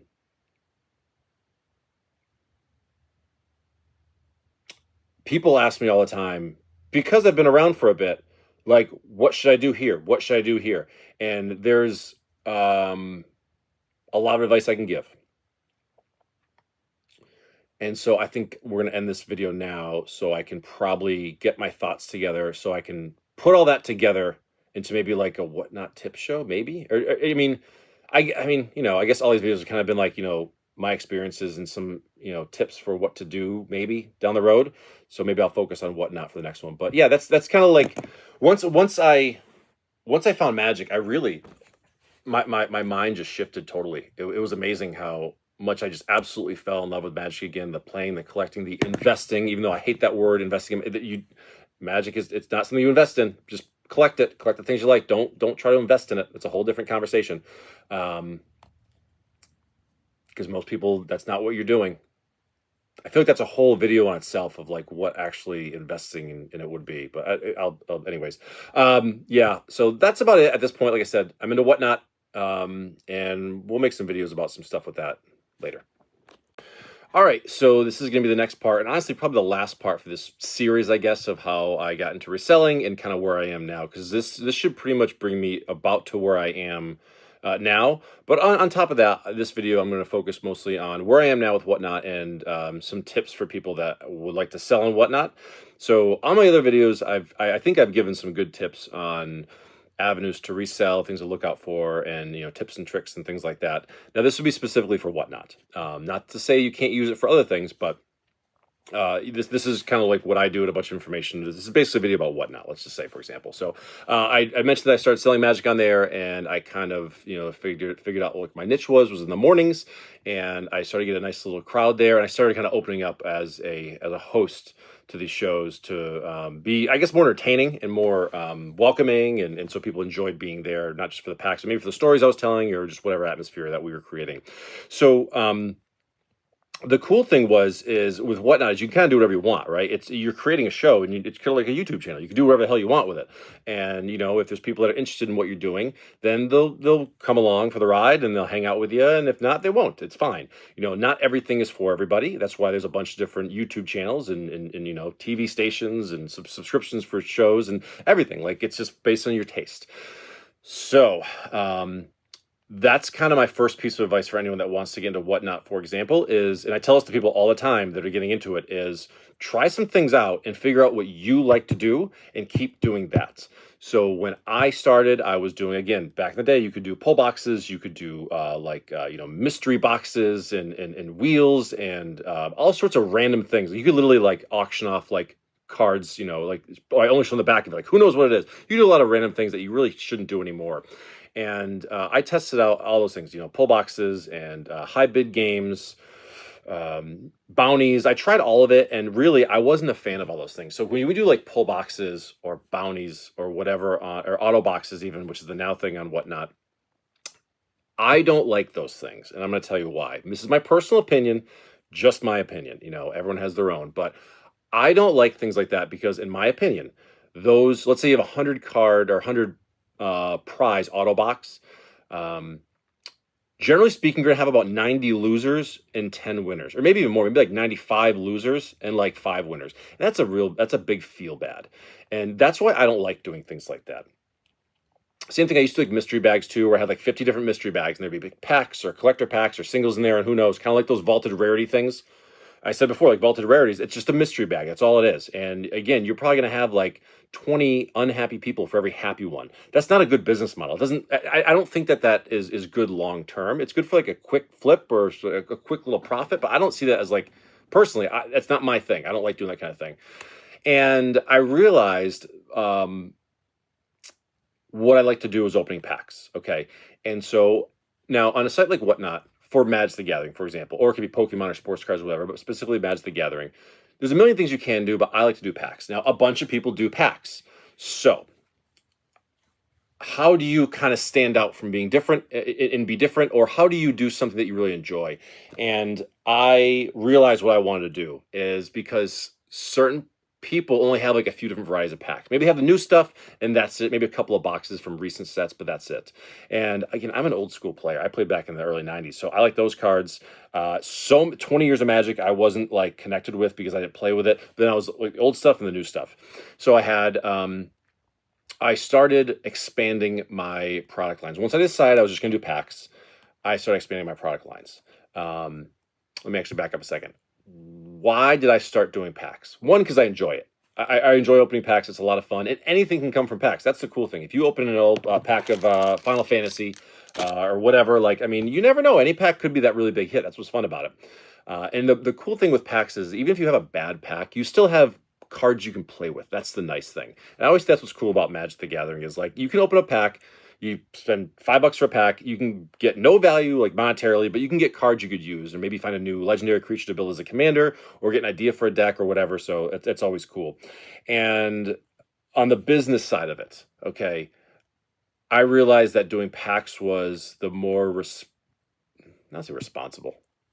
It was a predictable business model, I guess is the best way to put it. And what I was able to do, because I had all these years of so basically I had all these years of reselling under my belt, things I did right, things I did wrong, and a lot of things I learned. And I was able to take all that knowledge and move it into Whatnot. When I really fell in love with it, I said, you know, I'm gonna go in on this and do it. And I had all this information about, you know, reading between the lines of what works and what doesn't. Understanding profit margins, understanding the logistics of shipping, inventory, storage, all these parts of the reselling business. You know, I had experienced good and bad and indifferent over the years. So I took all this knowledge, brought it into Whatnot of just my own thing. And let me preface this by saying, and I've answered this question many times. I've told people this many, many times on my channel over the years. I don't do this because it makes a lot of money. I do it because I enjoy it, plain and simple. I said many times, if I want to make a bunch of money, I would be reselling other things, not Magic cards, because there can be volume with Magic, but honestly, like the profit margins are usually very low. Versus when I was a reseller, like the profit margins you go for is generally 100%. You're trying to double up for everything that you buy and sell. When it comes to Magic cards, I mean, again, it's a game of pennies. It really is small, and so you really have to have that business sense to know what you're doing, and you really have to know your numbers. That kind of brings me to my next point of this is when you get into it, and this is like my first piece of advice I give anybody when they ask me, oh, if I want to make a Whatnot show, you got any advice? Because people ask me on a regular basis, and I always say the number one thing is you need to know your numbers. Plain and simple, because most people have no idea what their numbers are. They really don't. And do you need to know it down to the penny? No, but you need to have a really good idea of what you're doing. Let me give you a good example. So again, I do packs. Okay, there's again, I probably carry around 70-ish different sets at any given time. Like it's a lot. My ultimate goal is to pretty much have almost every set, except for probably Alpha, Beta, Unlimited, Arabian Nights. Probably never carry those, but I eventually want to carry pretty much all of them. That's the goal, which will take a long time. But when I say know your numbers, I mean know exactly what you're going to get a return for your product if you buy it. Let me give you a good example. So let's say I'm looking at a box of Modern Horizons 2 set over there. I love Modern Horizons 2 set. I think it's a phenomenal product. It's 5 years old, and the fact that it's only like $200 a box still is shocking to me because it's so good. Let's say a box of Modern Horizons 2 set costs you $200, shipped to your door from whatever ABC game store site. You're going to sell it pack by pack on your show. There's 30 packs, and you need to figure out what you need to sell it for a profit margin. The problem is, I think, is too many people, they see everyone else listing it for $10 a pack, so they list it for $10 a pack, and they have no idea what their return is. They have absolutely no idea what their gross profit margin is. They have no idea what their net income is for that, and they just completely are just guessing. That's fine at the beginning when you're just learning how the system works, but once you start getting there, it doesn't take long to figure these things out. You know what your fees are on Whatnot. It's 8% of your sale price and another 2.9% of your full sale price plus 30 cents per transaction fee. What does that all mean? So if I sell a pack for $10 and it has $4 shipping, because that's you have the buyer pays shipping on Whatnot. So if I'm selling a pack for $10, so I'm paying 8% of that $10, and then if it's $14 for the shipping, I'm paying 2.9% of that plus 30 cents per transaction fee. Okay. I have a simple formula that I use that, okay, that's just the fees. Never mind your shipping supplies that we talked about in other videos of like your envelopes, your team bags, your penny sleeves, your top loaders, your markers, everything. That's all factored in there too. I have a very specific formula that I created that breaks that all down for me. So, and again, this is why, again, I'm just kind of crazy with numbers. I like numbers like that, and I enjoy doing them and figuring them out. So I know, generally speaking, what my profit margin is on a pack of Modern Horizons 2 set, Final Fantasy Play, Double Masters Draft, Double Masters Collector. I know my profit margin to the penny because I did the math out. Like I treat it like a business. And the best thing is I do it on the worst case scenario. Let me give you an example. So again, go back to Modern Horizons 2 set. If I buy a box of those to sell on the show and there's 30 packs, I pretend that I do the math as if I'm gonna sell one pack to one person on one show 30 times. So that means 30 team bags. That's 60 top loaders, because I do 2 top loaders, in a team bag, one bubble mailer, one penny sleeve, all that. So when I sell multiples, all those extra supplies that cost 5 cents here, 10 cents there, whatever it is, that's actually just added to my profit line at the end. Okay, that's how that works. So I calculate the worst case scenario gross profit margin, and that's what I base it on. That's never accurate because, again, I plan on the worst case scenario. You have to plan the worst case scenario. Anything extra is a bonus. You have to realize that. And you figure that out at the end of the year, or the month, or however you do your inventory, or your accounting or whatever. But again, plan worst case scenario, understand what the fees are, understand what your shipping costs are, understand what your supply cost is.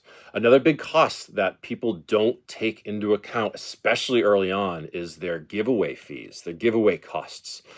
This is something that I always stress with new sellers, because it's tough too, because if you're a new seller, you're trying to get traction in your channel and your show. You're trying to get people in there to spend some time in there, and ultimately to get a label, because once they get a label, then they've already spent that initial like $4 for shipping after like the first pack or whatever.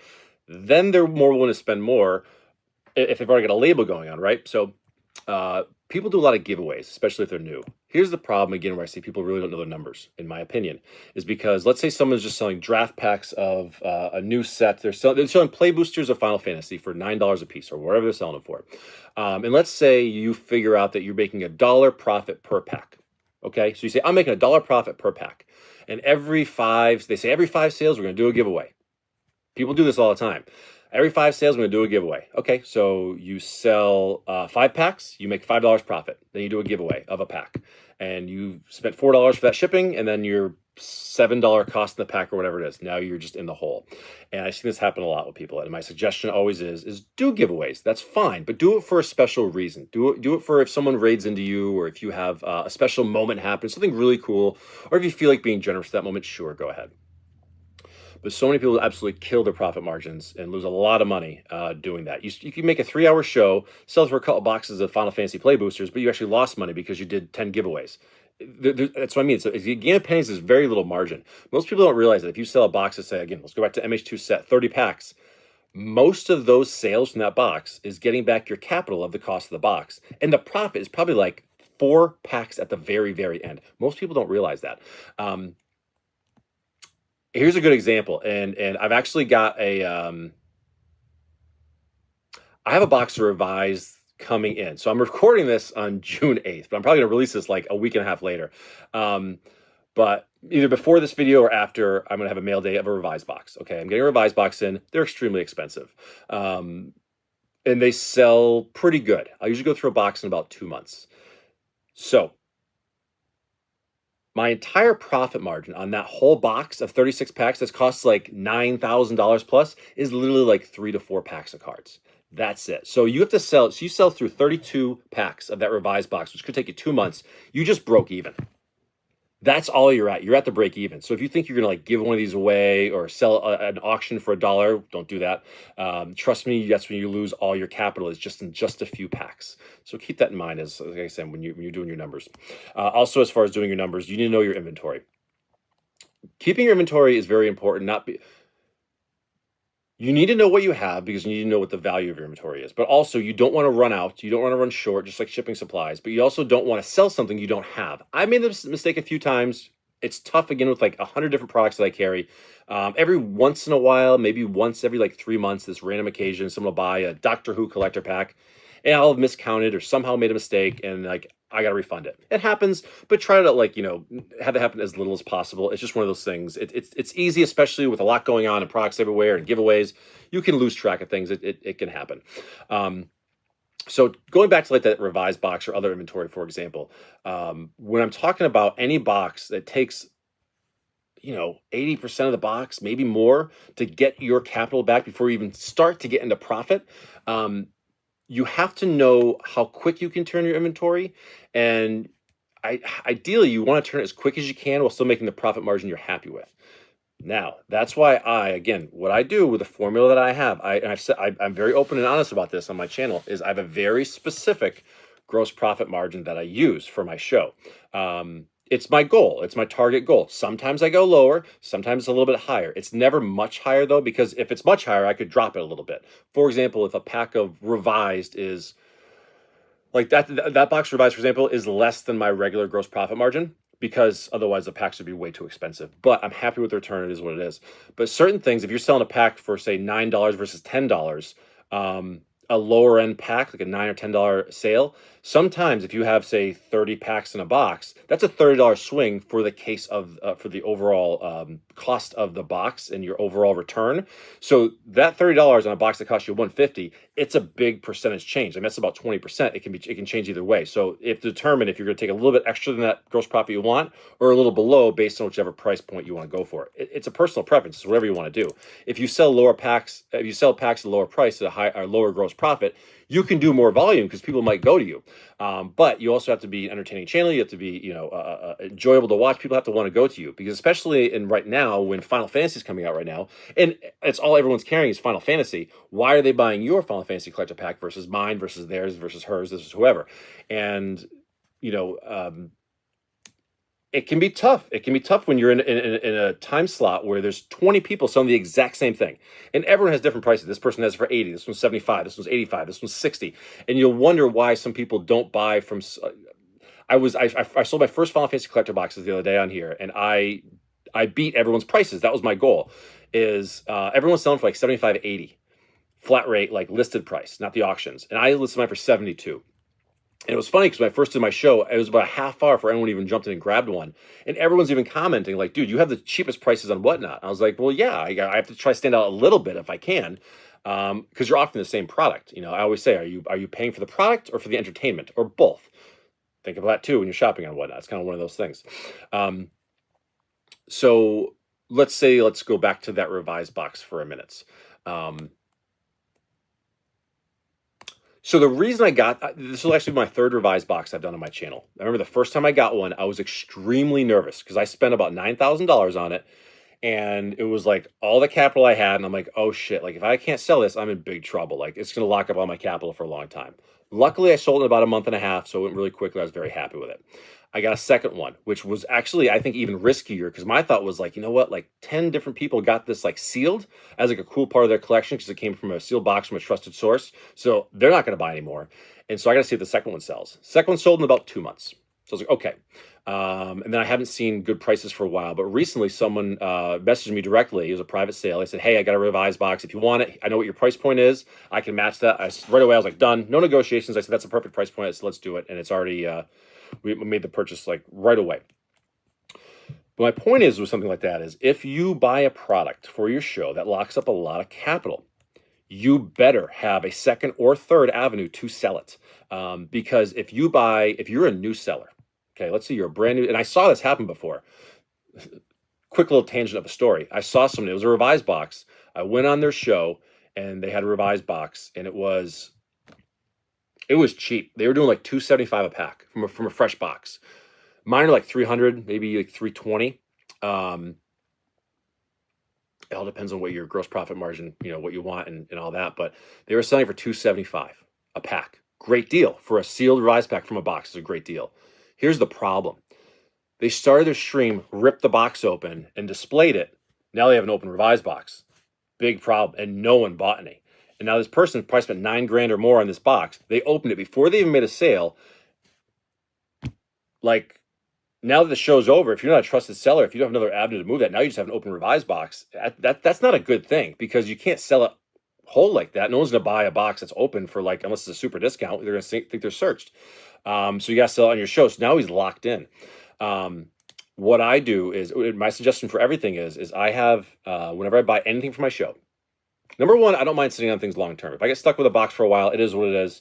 I'm at a point now where I can sit on something, it's fine. But you should have a second avenue, or a second or third, because if you get stuck with, say, a $9,000 revised box and you cannot sell it, it's good to have an out. If it's a quick out, that's fine. You get your money back, you move on, you do something else. But like, I have, like, probably last time I had a revised box, I tell everybody my rule is for a box like that is, because I want to get my capital returned pretty quick. The first month, 30 days, is exclusively on my Whatnot channel, period. For 30 days, if you guys want a fresh pack, you'll see everyone ripped open. That's the deal. After that, I let everyone know I'm going to start selling it elsewhere and cross listing it. That's how I can sell a couple on Facebook, a couple on TCG Player, a couple wherever, and I can start to get some of my capital back a little bit quicker. Because again, if you're down 9-10 grand on a box like that, you don't want to sit on that for a year. That's way too much capital, unless you can afford to sit on 10 grand, just sitting there wasting away for a year. But I would rather not. I would rather have it, at least I would take a lower return to move it quicker if need be. But you have to kind of make those decisions. Those are those business decisions that you kind of have to make. So while my main selling place is Whatnot, I also do sell sometimes on Mercari. I do sell on TCG Player. I do sell on Facebook. I do buy listing. I got my little list right here. eBay, of course. So if I have a box revised coming in, this could happen, let's say I sell like 10 packs out of it, or even one. Worst case scenario, you sell one pack, you crack the box open, you sell one pack, and then nothing. It doesn't sell at all for another 2 months, and you're just stuck there. That's when you got to start selling it elsewhere. Just kind of like get back to the capital what you can, get the return that you can, and sometimes you just move on from it. Try not to sell things at a loss. You might hear people say like, "Oh, sell at a loss for tax purposes." I'm not a tax advisor. This is not tax advice. This is not financial advice. I never intentionally sell anything for a tax loss. I think that, personal opinion, I think that's stupid. I made a whole video a couple months ago about taxes. When I first started this channel about 2 months ago, I made a video about taxes. I suggest checking it out. It's a cool story I had for mine. Again, I'm not a tax advisor, but it's one of those things. But try not to sell things at a loss, and try not to justify, say, oh, it's a tax loss. No, it's a loss. You're losing money. Like the point of a business is to make money, not lose money. So sometimes you have to take a loss, but don't ever intentionally sell things for a loss. Again, my personal opinion, not advice. Do what you want to do. So anyways, going back to what I was saying before, I realized taking all this information, taking all this knowledge I had of reselling, bringing it to Whatnot and doing this, it's helped me. And I realized what my goals were. Once I started setting some goals for myself on Whatnot was, I really want to do packs, and I really wanted to go wide. So again, trying to get as many packs sets as possible. That's always my goal, because the way I look at it is, you walk into a random LGS, an average one, and they're not going to carry 8th edition. They're not going to probably have any Brothers War collectors anymore. They're not going to have any Fallout collectors, New Phyrexia, Core 21 collectors, Conspiracy Take the Crown, Modern Masters 25. I'm sorry, Modern Masters 15. Unhinged, all these sets. Like, I wanted to be like a virtual LGS, and that's the fun part, is because I would have people go like, "Hey, do you have this set?" And I'd be like, "Nope," but I would listen to them, and I'd be like, "Well, let me go look at a box." And that's when you start to again, know your numbers. You got to compare the pack price versus the box price, and so many times I'm telling you guys that there's opportunities that you just have to look for them, and you can find them pretty easily. Because I'm not an LGS. I'm not a brick and mortar store. I'm a regular person that buys things on the open market like anybody else. And you can find opportunities, for example, like maybe on a TCG Player, pack prices are really high, but box prices are low, and the math works out. So there's kind of like a little bit of an arbitrage situation there. That can help you out if you're a seller. Because then you can really undercut things, and that's the price it honestly should be. I remember when I first started carrying Modern Masters 15, it was a master set I never carried before, but the packs were like $25 on TCG Player, but the boxes were like $300. I go, well, that math doesn't add up. And so I remember I did mine. I bought the box for whatever it was and sold the packs for like $15. I was like, why, that $25 a pack isn't a realistic price. And so you realize, like, you can totally, the market's just wrong. And so you have to kind of fix it, and So I kind of want to do all those packs and do all that and move in that direction. And like I said, what I like about doing it that way is it's very predictable. Even when things sit for a long time, based on your purchase price, and then once you list it and it sits there and it just waits and gathers dust, you will have your profit margin in line with because you chose your sale price. The fees don't change. Your shipping supplies really don't change as far as that's a fixed. The shipping supplies fees, those are fixed costs. Your variable cost really is just like the cost of the box, if it changes between different boxes you buy. But there isn't really many variable costs. They're all pretty fixed. So I don't mind sitting on, again, especially collector boxes nowadays. I have no problem sitting on any collector boxes. It doesn't matter what it is, except for Midnight Hunt and Crimson Vow. I'll never carry those anymore. Those are just terrible. Then they may skyrocket in price. I don't care. I'll miss that boat. There's nothing special about them anymore. All those cards are reprinted. But I realized, going wide with that was the way I wanted to go. And that it takes time, and you have to do a lot of trial and error. And that's one of the best things you can do, though, is trial and error. So many times I've tried to get a box, or I've gotten a box on the show, and it's like, all right, let me get a box of this and let's sell it and see how it goes. And whatever ABC magic set, and like it just sits there and doesn't sell. Okay, well then you have a choice again. You can fire sell it, take your loss, and then move on, and you can build that capital back up with different products from that revenue, or you can just wait. And now I used to kind of like be impatient, like, all right, let me just fire sell this, move on to the next thing. And now that I've decided to try to carry as many products as possible, I just wait. Does that lock up a lot of capital? Yes. Does it take up a lot of room? Yes, it does. But I don't go as deep with products anymore. Like I used to get there's one time, I think it was like Double Masters 2022 draft boxes. There's a store had a deal on them, and I bought like 25 or 30 or whatever it was. Like I stocked up for a long time, but it locked up a lot of capital, and they weren't selling. So I moved a bunch of sealed boxes. So I don't go like that deep into products anymore because I figure I can always just grab more later on down the road. Hopefully before price moves, but prices will always continue to move. That's just how the world works. But then I get less of them. So basically, like say, usually what I do now is like if a set comes out, new set comes out, I try to aim for like a master case of collector boxes, so about 24 boxes. That's usually my goal for release. It's enough for like that pre-release week, sell a bunch there. The next couple of weeks you sell more, but it kind of dies down a little bit. But you probably get down to about 6 boxes left, so you get a little bit of inventory at the original price you can kind of hold on to for a little while. And that makes me keep the price the same. I like that.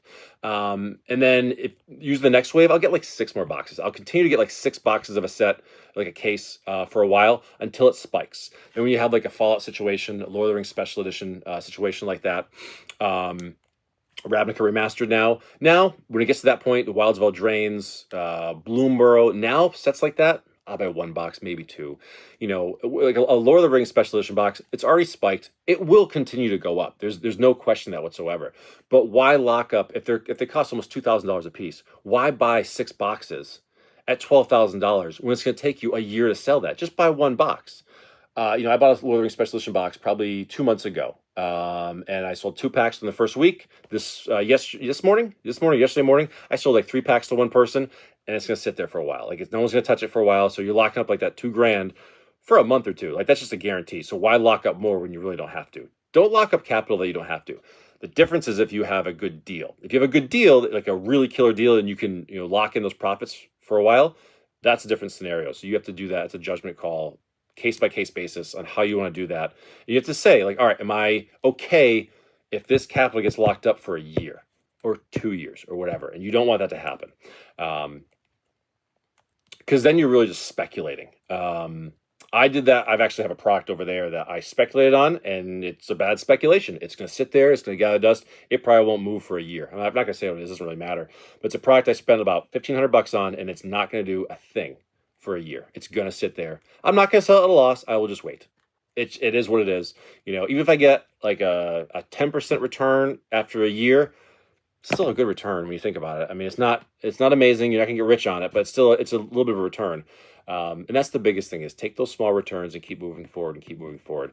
And when it comes to like the whatnots, those sites like that, do what you enjoy. And I always say the like-minded people will come to you. And that's kind of what happened with my channel is I try to create a good, positive environment. I try to give the best prices I can. It's honest. We try to have a good time, and we have a great crew in there, and we've just cultivated this culture of it's just awesome. And I absolutely love it. So that's where I'm at now. Again, I've skipped a million parts, but I'm probably going to leave it there. So if you guys have any questions about like whatnot or whatever reselling, let me know in the comments. Pop on my whatnot show. Like I said, I'm happy to talk about whatever. I love talking about this kind of stuff, whether it be small business stuff or talking numbers or whatever. I really enjoy it. We've had so many times in shows where and we've got some people in there that are very smart business people, really, that have given me some incredible advice. So if you're ever curious, come and ask me questions. Like we love having those conversations. They're a lot of fun and people learn, and we like to learn from each other. So I think that just about wraps for the most part. There's a million other things I could talk about, but I mean, I think I've talked long enough. But yeah, I think if someone wants to get into that world of reselling, or if you're just looking to make a couple extra bucks to pay off some bills or whatever, I recommend checking out reselling. Start slow, learn. Don't go heavily into debt buying product. Do not do that. Build it with the capital you have. Build it with the cash you have. Do not go into debt buying inventory for your business. Some people do that, but it just adds risks, and I don't see the need for it. Just build it steadily, slowly over time. Do what you want so you enjoy it. And if there's something you don't like, change it up. If there's something that's not working, change it up. Don't make rash decisions based on emotions. Look at the numbers and do it as properly as you can. There was one more part that I talked about before that I'll kind of end this with, I guess. There's one little last thing. The biggest game changer for me ever was when I officially treated it like a business and turned it into a business. This is June 2025. I'm talking last January, a year and a half ago. I think everyone gets, okay, if you're going to start a business or get into a hobby, whatever it is, see a hobby, and you're starting to do really well with it. Hobby's doing well, it's making some money, your gross sales are really high, and your revenue and your profits are really good. Eventually, you're gonna get to a point where you have to outsource some help. So before, for all these years, I was my own accountant, I was my own, bookkeeper, I was my own everything. And then last January, I made the decision. I saw my numbers creeping up a little bit. And I said, I'm not comfortable doing these anymore by myself. So I hired a bookkeeper. I hired a lawyer to form my LLC. I did all that, and that was the best thing I ever did. It was absolutely the smartest thing I ever did, because that's when it really turned around on me. So there's actually another person that hangs out in my Whatnot show. We were talking the other day. They were actually asking my advice about the LLC thing and the business, the bookkeeper and all that. I said, sure. I said, I can tell you from my experience. I said, I can't give you advice, but I can tell you what I've done. And, we talked for like an hour or so about my suggestion. And I said, if you're getting to a point where the numbers start getting big and almost scary, or you're nervous, I go hire a bookkeeper, form an LLC, get a lawyer, have those things in your back pocket. I said, because once you have those things done, you outsource all that work. All you can do now is the fun part of the reselling or ripping the packs or whatever it is you're doing, whatever your hobby is that you want to turn into a business. Never be afraid to spend money on your business to better your business. I always say, one thing my father taught me years ago was he has no problem wasting money. No, he has no problem spending money, just hates wasting money. And that's the way I look at it. I have no problem spending money on something that's worth it, but when it's wasting it, that's a problem. And so when it comes to, if I want to do something for my business, if it's a purchase, say, like if it's something like a office equipment, like a table or a computer or whatever, if it's necessary, it's necessary. It has to be done. If it's a bookkeeper, if it's a lawyer, if it's, legal forms to form an LLC or whatever, and you feel that you should go that route, then you probably should go that route. If you don't know what to do, ask somebody who's been there. Call a lawyer up, call a tax accountant up. They will guide you through it. You got to realize, like, they deal with these people that have no idea what they're doing every day. That's why they exist. That's why people pay them to do that job. So don't ever feel like you're lost or whatever. Ask for help. And once you do, you realize that it can be so much easier, so much better, and you can really start to move forward. So I think I'm going to wrap up this series now. Again, I covered basically my whole reselling career for the most part, some ups, some downs, a lot of things I've learned and whatever. I hope some people can get something from this. I hope some people enjoy these videos. I'll probably give some more tips and things like that down the road. But again, the biggest things, especially if it comes to like Whatnot or whatever, know your numbers, do what you like so that you enjoy it every day. It shouldn't feel like work.